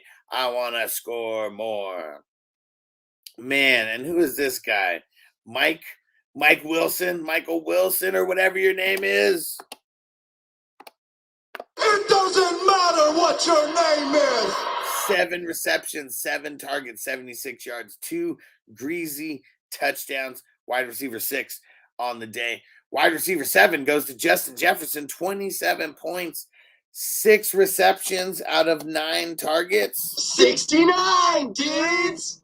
85 yards, 2 touchdowns. Scary Terry McLaurin. Oh, man. All right. Fire 'em up. 8 receptions out of 10 targets, 86 yards on the day for Scary Terry. Man, and Bogey. What's happening? Chris Godwin might not have been the best play this week. No, but bruh, he has God and win in his name. Wide receiver, what is that? Wide receiver 6, 7, 8, 9 on the week. Who's throwing him the ball? The killer. In my opinion, that sucked. Fucking Baker. And 8 receptions. The killer. 8 receptions, 11 targets, 114 for Chris Godwin. Brandon Ayuk. Oh, let's go. Man, going out there handling biz with 21 points, 6 receptions. Hey, Bogard, I'm about to fuck you up. Wide receiver 10 on the week. So the top 10 guys all had at least 20 points. But now we get into the guys who did not. Wide receiver 11, Dubs, 9 receptions out of 13 targets, 93 yards, 19 total points. Curtis, 50 Cent Samuel rounding out the top 12. 7 receptions, 8 targets, 51 yards, 1 rushing attempt, 1 yard, 1 touchdown, 18 points on the week.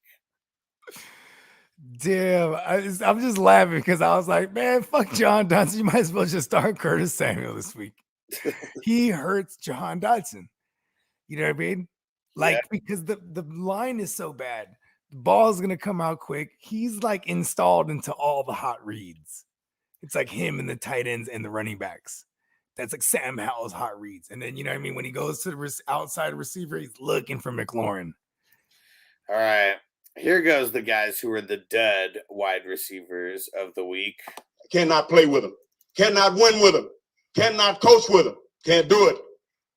I want winners. I want people that want to win. That's right, Mike. And the biggest one so far this week. Mike Singletary, that is. It's got to be Debo. He was a fucking. Go back the truck up on him. He was hurt. He was decoy Samuel. He was decoy Samuel. He was a decoy. He hurt us. He hurt the peeps. He hurt the peeps. Oh, man. Chris Olave, though. Oh, man. In my opinion, that sucked. I hate to laugh at people on that one, but come on. Derek fucking Carr and Hurt. 6 targets, 1 reception for 4 yards.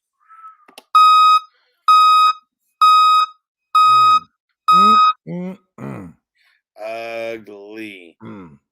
For anybody who thought Sky Moore is just going to be a thing, he's not. He's not. 2 targets. He didn't even have a reception. He had 2 rushes for 19 yards, and that's the only points that he had on the day. Damn, that's a lot of dick.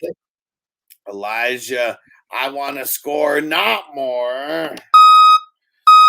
It's not his fault Watson wasn't there, but I bet there's some people who had him in the starting lineup and didn't wake up. Their cousin DJ really disappointed. even their stepbrother Rondale. It's like, why y'all over here with me? Oh man, the pooper scooper. Amari Cooper, for those who don't know. Scooping a bunch of poop on that one. 6 targets, 1 reception, 16 yards. But you know what though? Trade for him then. Yeah, we Even just in the bye week. As long as we got Watson coming back, I mean, it should be okay. Oh no, should we be worried about that? We just don't know, huh?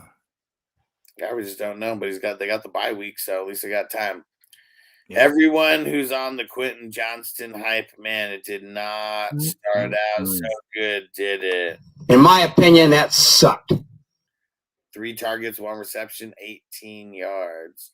I'll tell you the big one that hurt a lot of us. Tank Dell. Come on, kid. Get it together, kid. We don't want to back. Turn him down just a little bit. It's a little tiny. It's the hit the dump truck again. Hold on. It's probably it's probably the dump truck itself that needs to get turned down, not the mic. Okay. Because that one just might be hella loud. Let's see. Is that better? Good. Yeah. See, I just had it's still loud, but I like loud. Just as long as it's not crackling, you know what I mean? There you go. So I lowered the dump truck itself. No distortions. All right, let's see. Who else do we got? T. Higgins. I know it was due to injury, but man. The ribs. I bet you my man Prime, the one that he's producer extraordinaire, he's the fucking man. I bet you he's like fucking Bogey in the team he drafted me. Because it's like T. Higgins, DJ Moore, fucking all the running backs though, Dave Montgomery, fucking Robbins, what is it kid? Bijan Robin. Oh no, what is his name? B Rob the Mob, right? Fucking all the guys, like all of his total bogey team. But he has Romeo Dobbs there too. But man, it's been a roller coaster for him for sure. The worst thing about all those guys that I just mentioned, Kadarius Toney had more points than them. Oh, Tony. Yeah, it is definitely everything in entirety. Just turn it a little bit. It was weird. Did it get louder all of a sudden? Hit the fuck Tony. Man, fuck Tony. Oh, there we are. Yeah. George Pickens. Oh man, we gotta back the truck up on him. Gotta back the truck up on him. Oh man, so ugly. Oh, bitch. We missed the opportunity to like package them up and redraft and flip them. You know what I mean? Yeah. Tell people, you know what I'm saying? Jacoby Myers. Hey, no, Connell sucks, but still. Brandon Cooks, man, he has not thrown anything together out there. It's also it's a product of the game situations they're in too, man. They need to be in negative game scripts. Mike Evans a lot for the Cowboys. Mike Evans. He died on him. But just remove the injury. This is just still goes on track with how Mike Evans performs against the Saints. He probably would have got to 60 yards though. He had 40 when he went out. Let's see, Jerry Jeudy. Man, you can't get 10 in this matchup. Oh, come on, you fucking Jerry Fluky. Zay Flowers. Most of his 56 yards came on 1 catch. And that is it. Oh, well, you know what? Honorable mention to Mike Thomas. Oh, the Toots Magoots. They didn't get to the double digits. Did not Nope. get to the Sure double didn't. digits. Some man. Mitch. It is all bad. It is all bad for all those wide receivers that we just mentioned this week. It's ugly. It's terrible, as our man Derek would say. It's terrible. And you know what, too? We got to remember things that are polarizing early on in the year, as in, like, you know, certain guys blowing up. You know, you got to just duly note those things because, man, people that affects people's start-sit decisions. Yeah. Don't chase things that aren't happening frequently. You know what I'm saying? Don't chase the early week 1, 2, 3 shit. You know what I mean? You gotta look for consistency. Oh, Peacock, we can back the truck up on Tank because he hurt us this week. He hurt our teams. It might not be his fault. No, he's standing up for his man. He's like, hold on, bro. It might not be his I fault. tried to make you not back the tank up. I mean, the truck up on fucking. He better go get Debo. I was like, hold on, bro. He was playing decoy, you know? Decoy Samuel. I love the tank. The tank. In my opinion, that sucked. The tank is little. He's little Debo, bro. He can redeem himself. Okay, we have to drop for the people who redeem themselves. But the kids, we really only have one good Tank Dell game too, though. That's what's the people got to know. They just got to know. Tank We're Dell, just gonna flip Tank we Dell. will hit the drop on you if you score less than 10 points. We're not holding it back. I definitely call. Here's the thing, though. Going into this week, I was like, okay, well, the Steelers they get ravaged on the outside by receivers. You know what I mean? Yeah. And it did happen. It was just Nico. You know what I mean? Yeah. And you know, there was a Tank Dell touchdown. They're called back. Is that right, Peacock? Was there a Tank Dell touchdown called back? Fantasy gods, I got Cooper and Puka. What should I do moving forward? You start Puka, both of them, and you put Cooper on the bench this week. Oh, Cooper. Yeah, Cooper's Cooper. Yeah. Cooper's Cooper. Yeah. Yep. And FNC Trixie on Twitch. I'm also wondering if I should trade for Anthony Richardson because my QB room sucks. If I should trade Swift, trade for Swift because I got Aaron Jones. I mean, if you're just trying to trade for specific players, you can always go try. But what I recommend is you go to oneononeffadvice.com. We'll help you make trades where you actually benefit, not you just go after like, you know, the hot name value of like right now, just moves that will increase. Because it's just not gonna work out whenever you're trying to go after players that are hot. Like, because it's the stock market. You're gonna have to pay up. So one-on-one. People kind of missed out. We told people that buy. Well, what was last week's stock market? Buy Najee and Jacobs before these matchups where they start looking like Najee and Jacobs, right? Yeah. Najee looked pretty good, right? Yeah. But Jacobs was the buy. Now you can't buy Jacobs no more. So you guess what? You go on to one-on-one. What is it? Hit him up. What one-on-one FF advice? There you go. And make sure the links in the thing. The new bogey joints. Everybody put it on your playlist. Spotify, give me money. Yeah, scroll up in the chat if you're on YouTube or hop over wherever you are. Just scroll up in the chat and you should see all the 3 different links for Bogey's new tracks. Brand new bogey joint. We're hitting them a brand new one every week. There we go. All right, and go subscribe to the podcast. Subscribe to YouTube if you are here for the very first time. And we are about to jump over into the tight ends. Let's do it. Just jump right in the tight ends. Big pause. What up? What up? Fantasy Football Hustler back at you. What up? Tony Gonzalez in the building. I couldn't think of a fake tight end name. I know. I just went straight to Tony. Tony Gonzalez. I want to be the guy from The Replacements, the one who talks shit in sign language. Oh, the deaf one? Yeah. So you just started the show throwing up all kind of gang signs. You asshole.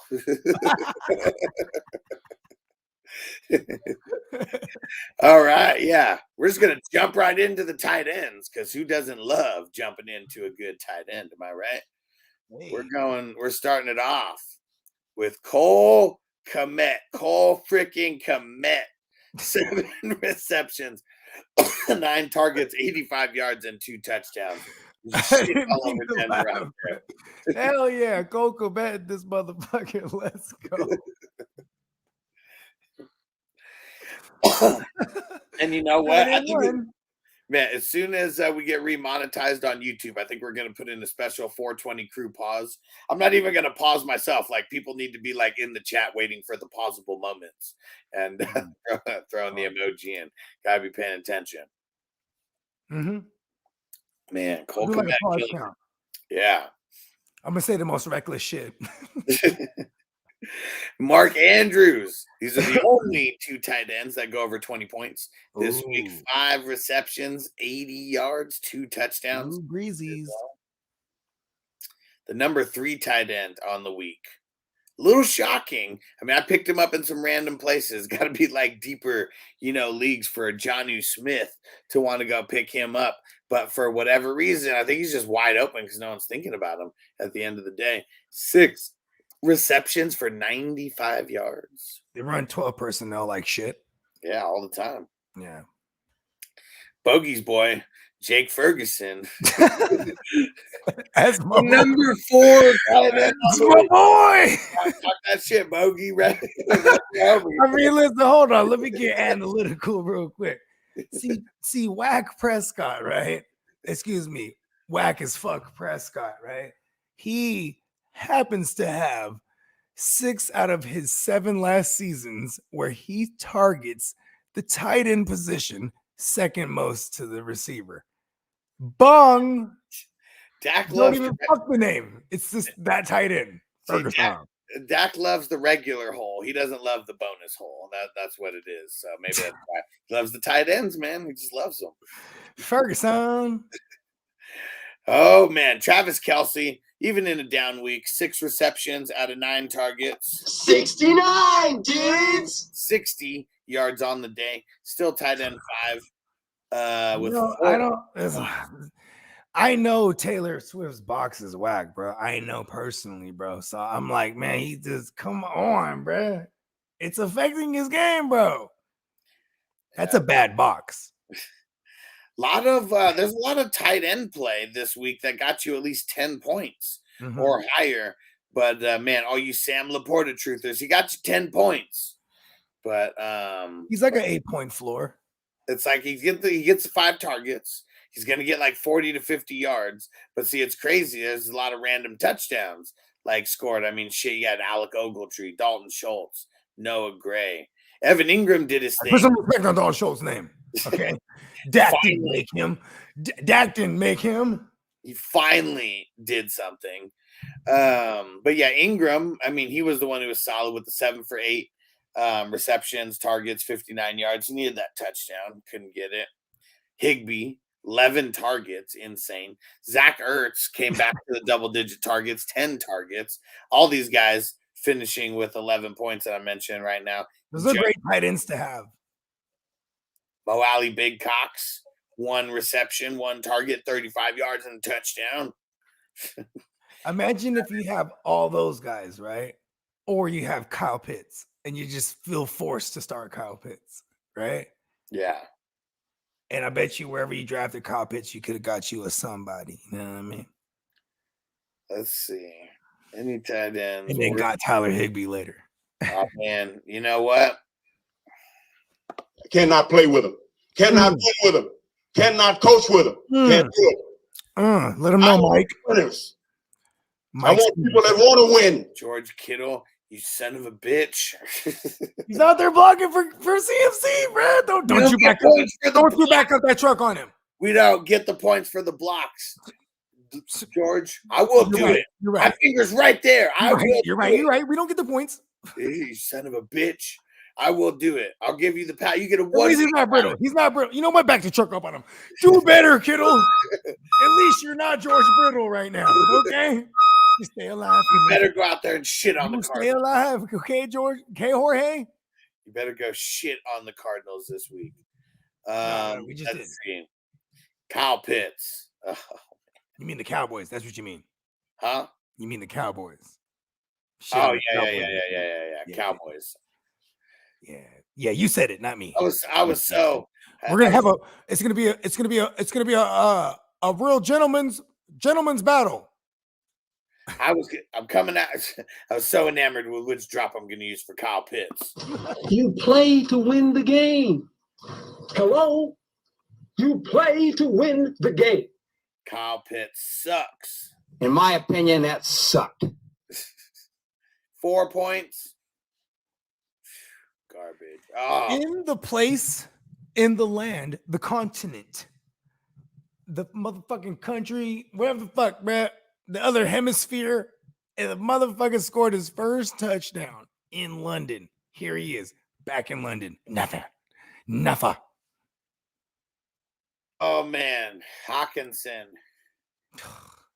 You son of a bitch. I'm gonna talk some shit right now, and this better be the way you're thinking. Remember it. Write it down. Take a picture. I don't give a fuck. You better bounce the fuck back next week. Goddard. Oh man.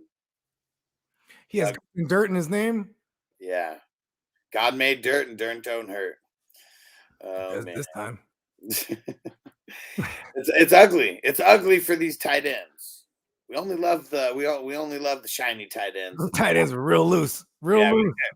We definitely like the tight butthole. Just like workaholics.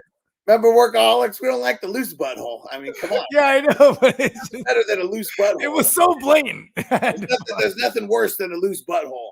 And these tight ends, they are the loosest of the loose. Yes. That is going to be, we're going to get that reference. And that's our tight end episode. We always save that butthole for last. How do we top that? Lose assholes. Hey, and this is the kind of shit that you get on the tight end episode.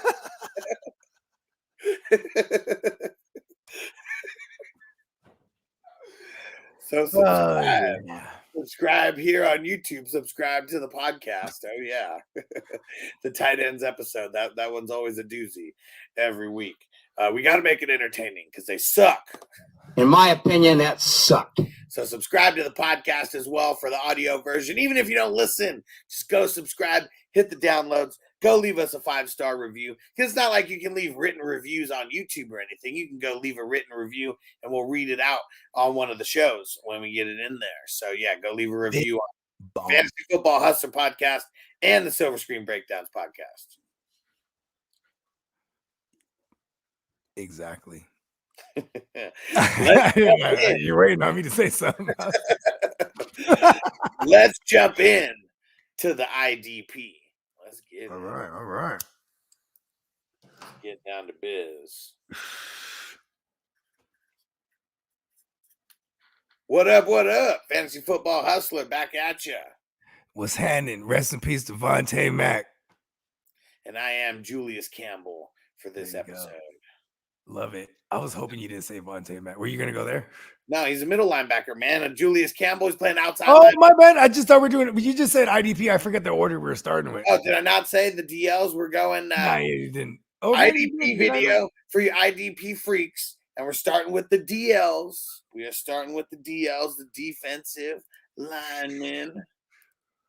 Let's go. And, I mean, shit. I know if you don't play on Sleeper, I mean, you can only play this guy in the linebacker role. But Khalil Mack. I don't even have a return of the Mack drop, but man, return of the Mack. Revenge game. 77 points. Man. Fuck me. I should have picked him up and started him against you. And just for context, just this one game makes him the top 2 DL on the season now. Just after this one. Damn, bro. TJ Watt only has like 106 points scored for the entire season. And like, man, he just like caught up to TJ in one game. It sucks because like, I totally flaked on the revenge narrative here because he always does good when he plays the Raiders. 10 total tackles, 6 sacks, 2 forced fumbles. He was a one-man wrecking crew. You know what fucked me up, to be honest, bro, is because do you remember we were going through their snap counts specifically? Do you remember that? Yeah. Like the other day, because we were talking about the young kid, Thule. Yep. So like, you know what I'm saying? And he had dropped from like 80 to fucking 50 or whatever it was, but then it was like he was still consistent though, because he was like 80 in week 1 or it was like, you know what I mean? I Yeah. just got off of that. I was like, man, it's gonna be this kid too. Well, Thule was still a good play. I mean, Yeah, for sure. he's been the only one who's been like the. It was definitely a revenge narrative in its finest because Khalil don't get down like that. You know what I mean? Not on a day-to-game basis. No, Day- I like that data game basis. I know. I understood it on a data game basis, bro. Hey, we just Come on, bro. We ain't just talking fast. You just listen slow. Hell yeah! And the Black Josh Allen, 34 points, killed it, son. in London in Toy Story Vision. The Black Josh Allen. Hey, what up, Kidda? What's up, Kidda? Top of the morning. You just got off. Either that or just took a little cat nap and woke up. I wonder if they have breakfast for them. Like I feel like if I work at Disney, like they have everything for you, right? Like you know, you work at Google or like any of them, you know what I mean? Yahoo or fucking Facebook, whatever. You know, they got all kind of food. It's fire, right? Is that like that for you, Kidda, at Disneyland? Yeah, throw it in there. Very curious. Yeah, I know, right? Because I'm like, what? That's some content. So 34 points for Josh Allen. Let's go. Deo Odayingbo. Deo. Daylight come. And we want to go home. 33 points. Man, Who he the came fuck out of is that nowhere. guy? So he's one of the other DLs on the Colts line. Okay. And they just have a really weak schedule. I mean, well, actually, He's very opposite of. I mean, he's right next to Buckner. yeah. He has they have a very favorable schedule as far as like offensive line goes, like giving up booty to any kind of sacks. The Rams, then Tennessee, and then they got Jacksonville, and then they got Cleveland, New Orleans. So they got killing it. I want him to be a thing. He's got to be up there a couple more times. Daylight come and we want to go home. Yeah. He said that. He said that. Oh, and I forgot to put this up. What am I doing here? There we go. DJ Wonham. Once again, who the fuck? Yeah, not sure, but he's on the Vikings. He's one of their DL. Oh, he's right there next to I can't even opposite of Hunter. Daniel Hunter is a DL. Yeah, he was only. I mean, look at his other games, single-digit games all the way. So outlier for sure. Max Crosby, just doing what he always finally come back. Yeah, because no, I mean he's at least double digits. Is he all right? But I mean, this is 30 burgers a little different than 30. I didn't pay up for any Max Crosbys. Yeah, me neither. You know what's funny though? When you watched that first series that the Chargers had in that game, I was like, oh, Max Crosby's about to get him like hella times. Like, you know what I mean? Or at least just hit him hella times. Yeah. All right. Yeah, bad offensive line, that Chargers. Nick Bonito. I mean, he was just wrecking havoc all over the place. Jonathan Grenard got some nice points this week. Andrew Van Ginkel, man, the Van Ginks. When there's no Jalen Phillips, the Van Ginks comes in there. He does his thing. You know what? Too going back to the Bonito, he's a sophomore. That might be a thing more than like a Jonathan Cooper, but that might even be there too, huh? Their tandem right there. Maybe. Yeah. Might be some youngsters that we gotta like pay attention to. It sucks that because like they're never gonna be in like positive game scripts to like send their pass rush like they want to. You know what I mean? Yeah. Greg Russo, and then I mean got Cooper over there right now. I mean, it's been like every other week, like for him where he's gotten over 20 points. And then Greg Russo handling biz. 2 sacks on a team that doesn't give up a lot of sacks. I mean, that line. They were running shit up front. It's a bad line for it really is a bad line for the Dolphins. It's just they've been able to get the ball out quick and just not quick enough this time. Yeah. I'm just looking for some honorable mentions. I know Sam Hubbard. I mean, shit. We got Arizona. Trey Henderson, total bust. Yeah, what is chasing? Well, it's hard to chase. I mean, 15 points. I mean, that's not. Oh, really? Oh, my bad. I thought he had 8 points. Yeah, he had a half. I totally whiffed on that. My bad. My fault. Yeah. It's because maybe maybe it's the other format that you're looking at. Points. Oh yeah. Well, it sure was though. But yeah, there we go. We had some solid plays this week. But yeah, there are the studs for the DLs. Make sure that you are paying attention to all the videos because we got each position for IDP broken down. We're breaking down all the offensive positions as well. If it's your first time here for the IDP content, smash subscribe and go subscribe in audio version on Apple, Spotify. It's the Fantasy Football Hustler podcast. And we got the Silver Screen Breakdowns podcast for breaking down Freddy versus Jason this week. We get to talk about two of the biggest horror franchises in history, Friday the 13th and Nightmare on Elm Street. Big bong. Yeah. Here we go. Let's jump over to the linebackers.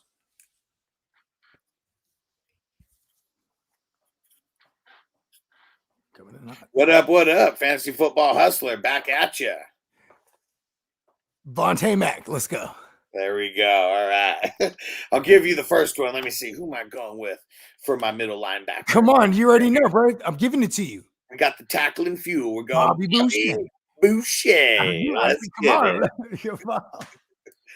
Breaking down the linebackers, and this is usually the bread and butter of your IDP squads here. If it's your first time here and you're looking for the IDP content, smash subscribe. Let them know, Bobby.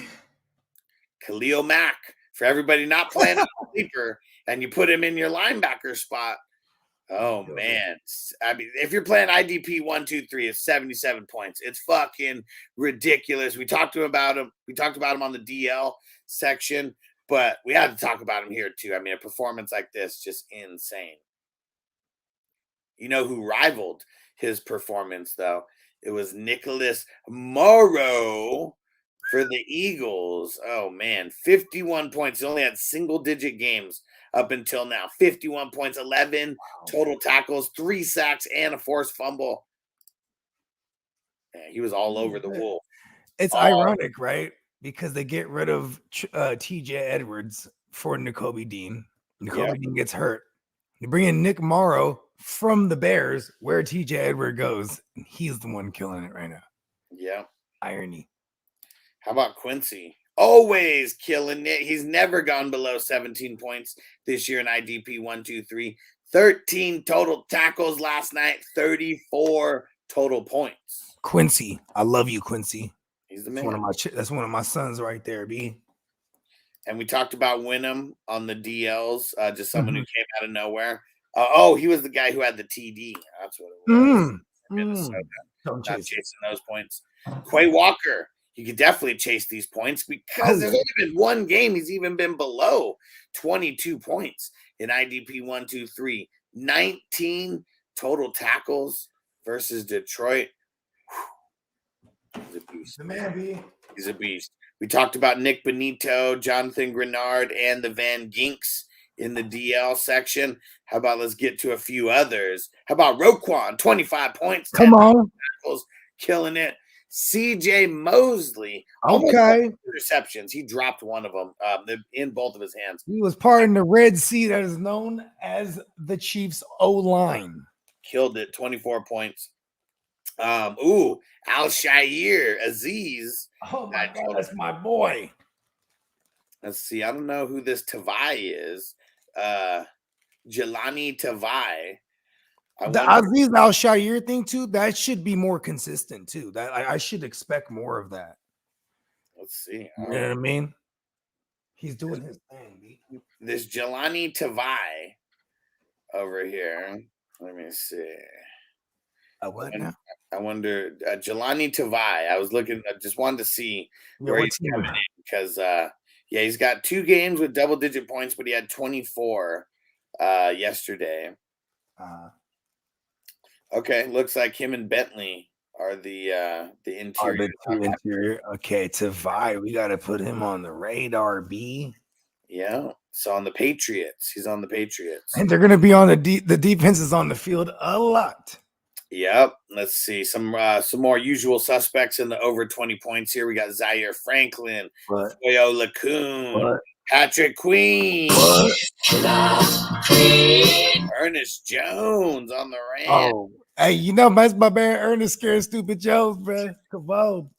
Zach Cunningham, 22 points, bounce back. Milano, 21 points. We like it. Jeremy Chin, been a little while for him. He had a big old sack on Kirk Cousins that got him got him to 21 points. Who is this? David Long on the Dolphins, 21 points as well. Van Der Esch and Yatir Gross Moss in the over 20 points club this week. Van Der Esch had the touchdown. The Gross Moss. And let's see, honorable mentions: Tranquil, Landon Roberts, Greenlaw, Fred Warner. Who is this? Nate Landman. Oh, that's the homie. Nate. Man. Nate Landman. Who the fuck is that? Like, you know what I mean? We gotta, anytime someone I think we gotta pull his card. Yeah, this is the Troy Anderson replacement. What's his name? Nate Landman. Landman. Yes.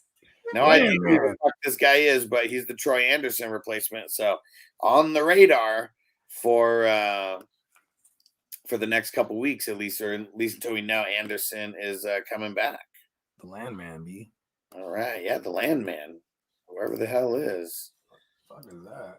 Yeah, but there we go. We're always shit, that guy just got put on the map for us, so we put him on the map for you guys right now as well. That's why you got to be here watching all these episodes, especially for IDP, because we learn about new guys all the time. When guys go down for injury, someone's going to step up. They put in solid games like that. We got to take notice, got to cause the pause. Make sure if it's your first time here, smash that subscribe button. Make sure you subscribe to the audio podcast, Fantasy Football Hustler, and the Silver Screen Breakdowns on Apple, on Spotify. Leave us a 5-star review. Come on, go leave us a 5-star review on Apple. We appreciate it. We'll read it out live on the show. You goddamn right. Oh, yeah. Let me see. Oh, then all of them falls out. And let me see. There's a fucking crutch in there. What the fuck? There's a crutch inside, in while I'm rolling it. I'm like, oh, that's why. Yeah. Okay, here we go. Let's jump over to the DBs.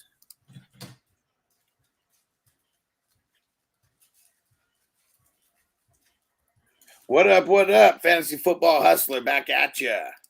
What's happening? Rest in peace, Sean Taylor. Yeah, Sean Taylor, R.I.P. Yeah, I couldn't think of I know I couldn't think of any fictional ones, so I'm like, we're just gonna go for one of the dopest that I remember. Yeah, I don't even remember his name, but the one in the replacements, I know he was hella fire. He was always coming up with the greasy picks. And he was the one who got let out of jail. Oh yeah, bro. That was nasty. Yeah, let's go.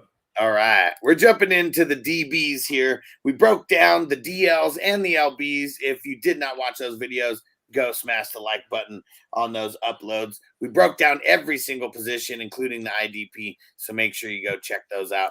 But we're jumping into the DBs now, and we got to start off with Harrison Smith. This guy was on a tear yesterday after 3 real mediocre performances.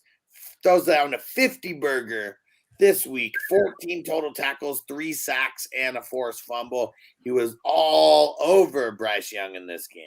Do you remember when it was Miami versus Baltimore on a Thursday night, and they sent they had Javon Holland coming after fucking Lamar Jackson over and over and over again? Yeah, it was Brian Flores. Mm-hmm.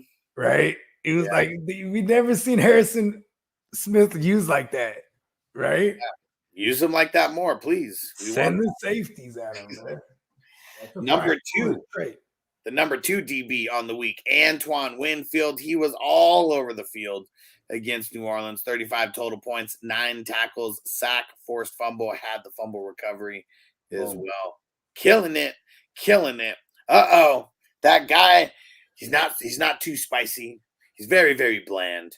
Bland is the number 3 DB on the week, 34 points, 4 tackles, but 2 big INTs and a touchdown as well. You know, Bland is so whack. Super whack. So whack that when he picked off Mac Jones twice, Belichick is like,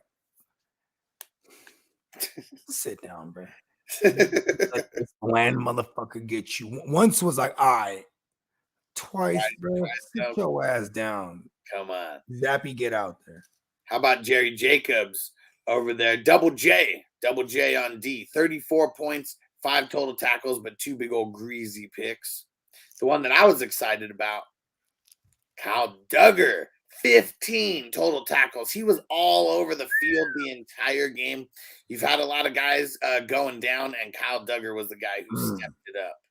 He would have got me to win in a 32. I can only play one. I should have played it in the flex. Fuck Chad Munnan. Go ahead, continue. Cam Curl, 30 points on the week, 12 total My tackles. guy. Big old greasy sack. And then this guy, Dorius Williams. He had the INT and the TD for the Jags, 30 total points. Those were the guys who were in the 30 and up club this week. So some honorable mentions here. Kenny, I want to score more. Finally. Got an interception. 8 tackles as well. Oh, 8 tackles is nice. Never mind. Yeah, 25 total points. I was knocking them. Let's see. Morig, Trayvon Morig. He's been in double digits, but still kind of blah. 24 points. Big old greasy pick.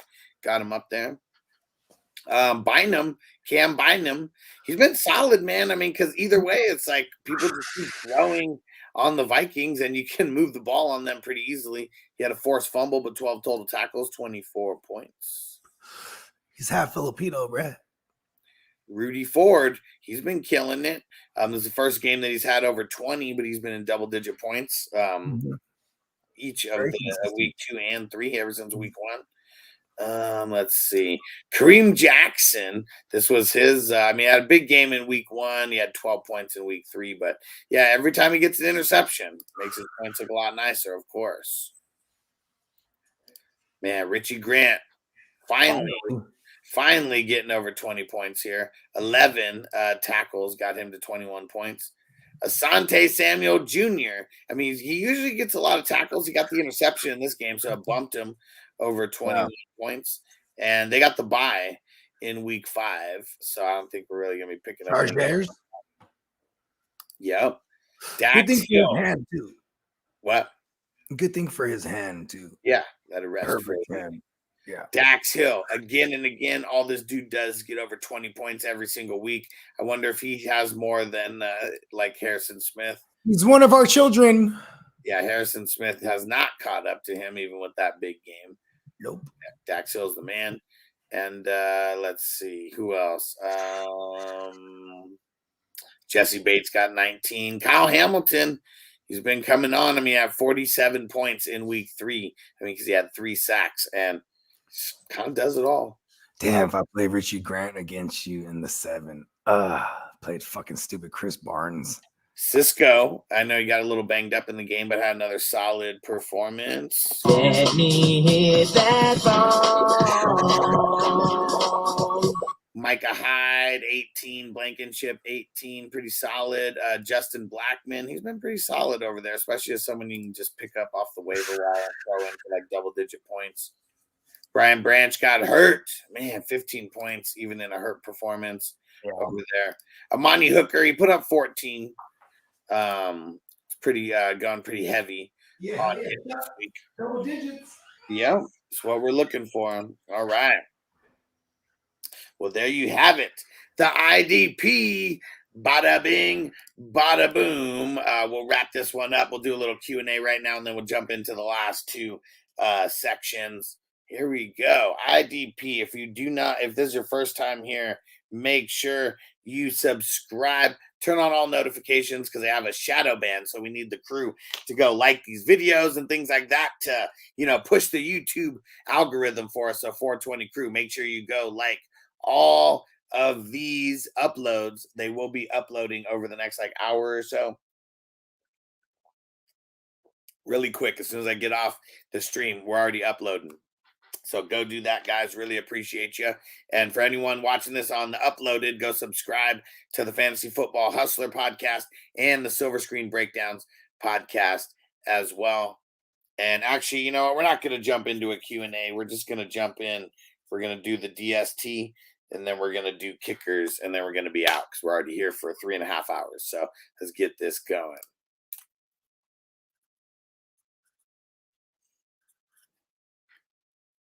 What up, Fantasy Football Hustler, back at ya. We got another team defense video for you crazy peeps that play with team defense. We're doing this on Sleeper over here. So this is based off the Sleeper team defense scoring. Cowboys, number 1 defense on the week, 28 points. They killed Mac Jones. 2 sacks, 2 interceptions. They had the fumble recovery, 2 defensive TDs. Like, it was Bland and it was Van Der Esch. They were just all over the place. Where are you crazy Cowboy fans at? Represent. Let's see. And let's see. And Tino said, what rank defense is the Cowboys? So we'll just go points wise. For team defense, they are number 1, and it's at least they're like 20% above the next best. So yeah, Cowboys killing it over there. There we go, man. We're doing team defense right now. Yeah, Cowboys. And really Jake said, and this channel doesn't cost $40 for 30-minute one-on-one sessions. Exactly. You can go. Yeah, bro. We beat their prices. Yeah, for sure. Get on over to oneononeffadvice.com. You can get one-on-one, just messaging, going back and forth. Breaking down the pricing for the one-on-ones, bro. That's shit. I mean, it starts at $10. You get up to the 25. I mean, that's where you actually get like the one-on-one, like phone calls, like a month if you want to do, get that going. But 10, 15, 25. I mean, those are the popular ones. You want the red carpet rolled out for you. There is a $50 tier where I'll literally be answering your text messages like while we're on live. Bruh. Get the extra roll. I happen to have the $50 tier. I just wake them up in the middle of the night all the time. Just be like, hey, what are you doing, bro? Bro, what's the advice? Do you need some advice? Nah, I just wanted to see what you're doing. He hates it.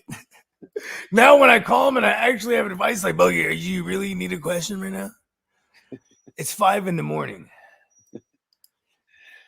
then he'll just fall back asleep and not do the show. Just right. I was trying to call you. I was calling you late, bro. I was loaded.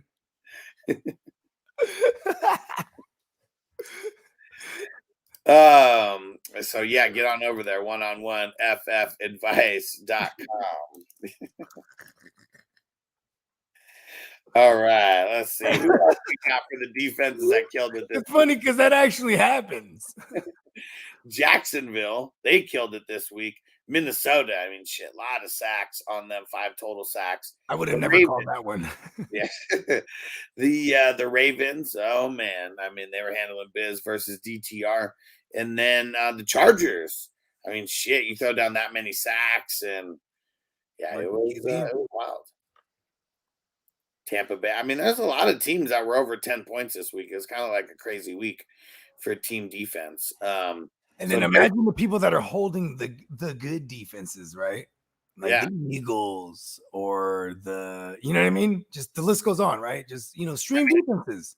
I mean, look at San Fran yesterday. I mean, it was like, solid game. I mean, shit, but only put up 2 points for the team defense. There was only 1 sack. Solid game for fantasy. Yeah, solid game in real life. That's what I'm saying. But like fantasy, did not translate. Giving up some booty there to a division rival. You know what I mean? Like, and if you drafted the Niners, you're going to keep playing them by default. You know what I mean? That's why. And then, wherever you drafted a defense that you feel is worth drafting. Right? I mean, the Browns. You probably missed out on like a Romeo Dobbs or a fucking, double-digit skill position players that could have been blowing up for you right now. people might have been going crazy on the Browns because they're like, number one defense, a lot of crazy shit, 4 points. New England, I mean, usually solid. They have not been this year, 5 points. The Eagles, I mean, they've been handling teams, but only 5 points. KC, I know a lot of people were super excited to go throw KC out there against the Jets, only 6 points. You know what? Jets scored more points than the Chiefs did for Team D. That's how fluky this shit is. The Eagles specifically, right? That team, they have 2 new coordinators, and they elevated them from within. So they're Jonathan Gannon goes to the Cardinals, right? And Shane Steichen goes to the Colts, and they just elevate from within. It clearly looks like it. You know what I mean? Yeah. Like, man, eventually they'll probably get it together. You know what I mean? And let's answer this question before we get into kickers, and then we're done for this. And kickers spending 5 minutes or less on for sure. And Santos said, "What do you think about Mostert and Nico for Olave and JT?" I don't like it. If I'm giving up JT and Olave, I'll probably do that. Yeah, like that's the only way. But yeah, like I'll be on the other side. I want to bring over the hotness. Yeah. And JT, like he that'll, I guess, we should have mentioned that in F&T that this is part of it opens up today his 21-day eligibility to come off the pup. So he's gonna be practicing with the team. Yeah. And Tino said, to be fair, the Cards are sneaky good. They beat the number 1 defense. Yeah, they did. Kidda said, I hate team defense, but I'd try to roster both Cleveland and the Jets because Dallas was going to be expensive. I mean, it's still too early for me to be housing more than one defense. I'm just going to keep streaming, bro. And if you have the Browns, you probably just stay with them. And they're on a bye week this week. So it's like I'd probably just release them and grab something. You know what I mean? All right. Who's on a bye week this week? Oh, yeah. Wrap it up. Yeah. So if it's your first time here, subscribe. We broke down every position, including this team defense video for you crazy assholes who play in team defense, because it's all about IDP. So go check out the IDP videos that we put out, and make sure you subscribe to the audio version of the podcast, Fantasy Football Hustler. 420 crew, get over there and hit the download button. Help those downloads rise and rise. What else we got? Silver Screen Breakdowns. Go subscribe there as well. Leave us a 5-star review. Let's get over to these stupid kickers, and we'll talk about whoever scored good for kickers. Here we go.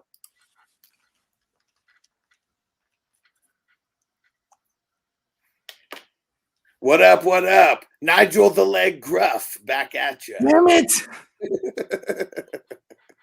The only thing worth mentioning or knowing. Bogard Scott free. I'm kicking it. We're only here so we don't get fined. We had hold on real quick. Let me just say it, bro. The Cowboys and they didn't give up on the best kicker, didn't they? Yep. Brett Maher? Maher? How do you pronounce his name? Mayer. He's number 1, right? No. Jake Elliott was actually number 1. Oh, for real? Jake Elliott, number 1 on the week. What? Oh, whack. Noble came in just for the kicker section right now. He knew that we were doing the kicker section. The force is strong. I just want to show you my baseball. Oh, yeah. He found his baseball medal. But, yeah, you didn't even know. With the kicker section just started. The force is strong in this one. Yes. His midichlorian count is high. Jake Elliott. Oh, man. If you guys had Jake Elliott, you must be hella happy because he scored 18 points. Tyler Bass, Brandon McManus, Mayer. Oh, then there's Mayer. Oh, my bad. The Cowboy kicker, 12 points. What's his name? Aubrey? Can I call my mom? Didn't he kick was he lined up to try to kick? Oh, no, they're a friend. Because at one point they were about to kick like a 66 or something like that, 65. And Kidda said Mayer's legit, though. He's got those 50-plus in the bag. Yeah. I'm saying, though. Yeah. But he can't kick an extra point to save his fucking life. I'm serious. Kick it a mile. You can kick it a miles. Can't kick it in from 30. Mm-mm. Ugly. All right. Well, that's all that we have for you today. The kickers. If you guys playing kicker leagues, you might as well drop those kickers, pick up some free agent or something right now, put in a waiver claim for someone, and then you can pick up the kicker later in the week. Use that roster spot to your advantage. Yes. And go check out, we did not only do the kicker video, okay? Go check out every position video that we did, because we broke down every single position with studs and duds, going from all the offense to IDP to team defense and to kickers for you crazy assholes who play in leagues with kickers. Get out of that league. Get out of that league. Or tell them to just get rid of the kickers, add an extra flex. I love like referencing them specifically as crazy assholes, right? Yeah. It's like real specific. Yeah. Right? You fucking crazy assholes. And they know that they are, because they are with kickers. So you know that and you're team defenses. You crazy assholes. We love you guys, and we're bringing you. I love you. It takes one to know one. I'm a crazy asshole too. I am proud. And so if it's your first time here, make sure you subscribe. You will love the content, because we bring way more content than just kicker content. And yeah, we do live streams all the time. And we might be getting in trouble here. My client would not like you promoting your other videos during the kicker segment. Sue me. Fucking sue me. I have a team of Jewish lawyers that are unmatched. They are ready. I'm gonna bring what's his name from Liar Liar. We're bringing him. Oh, we're bringing up. My man Fletcher Reed. That's one of my AKAs. Yeah, we're getting Fletcher I Reed. am Fletcher Reed. Oh, you got me. We're getting Fletcher Reed on the case. Battle you, Tino. This at IDP does not take more work. Just watch football. Yeah, and it doesn't take much more work. You just watch these videos that you're watching anyway with it. We break it all down for you. Yeah, I promise you. Hell yeah. Go subscribe to the audio version of the podcast, Fantasy Football Hustler, and the Silver Screen Breakdowns. For everyone watching this live, don't forget, this Friday, we are breaking down Freddy versus Jason. It's going to be the first of 4 Halloween episodes, the horror series. That's my best, like, little spooky thing. I'm gonna work on it. Bogey gets hella spooky sometimes. Yeah, real spooky. I get all scared. Corbin said IDP's fun. Hell yeah. Yeah, hell yeah. It's the shit, bro. Especially when you're in these fucking gladiator wars that we're in. It's like real NFL shit, bro. 50-man rosters. Like, this shit is dope. Turn on these notifications so you can be hanging out with us in the morning, because this has been a near 4-hour live stream in the morning, breaking down all these positions, breaking down the injuries. Yeah, and we've had a lot of fun and smoked a lot of weed on this one. That's another reason to come by. All right, we're getting the hell up out of here. Bogey, why don't you sign us off? Big bong. Are you ready, Jerry? I'm ready. Just want to make sure you're ready, brother. Show me the money. Oh, you didn't know? Every day I'm hustling. Every day I'm hustling. Every day I'm hustling. Put my shoes on, you wouldn't last a mile. Summertime, wintertime, I'm on the grind. Yeah, I got the ring, I'm the champ, I'm the genie of the lamp. This is the gift I was given, so I just live by my hustle. It's all about the Benjamins, baby. Yeah. It's all about the Benjamins, baby. Yeah. It's all about the Benjamins, baby. Yeah. VIP me put in my pocket, it don't make sense, but don't make a profit. So I hustle, ladies and homies. Make money, money, money, money. Call out here for a pill. Ready tryna get this money for the real. I want to find a thing to save my life, so I hustle. It ain't over for me. No, it ain't over for me. Here comes the money. Here we go. Money talk. Here comes the money. Money! Show me the money! Okay, let's go smoke that joint.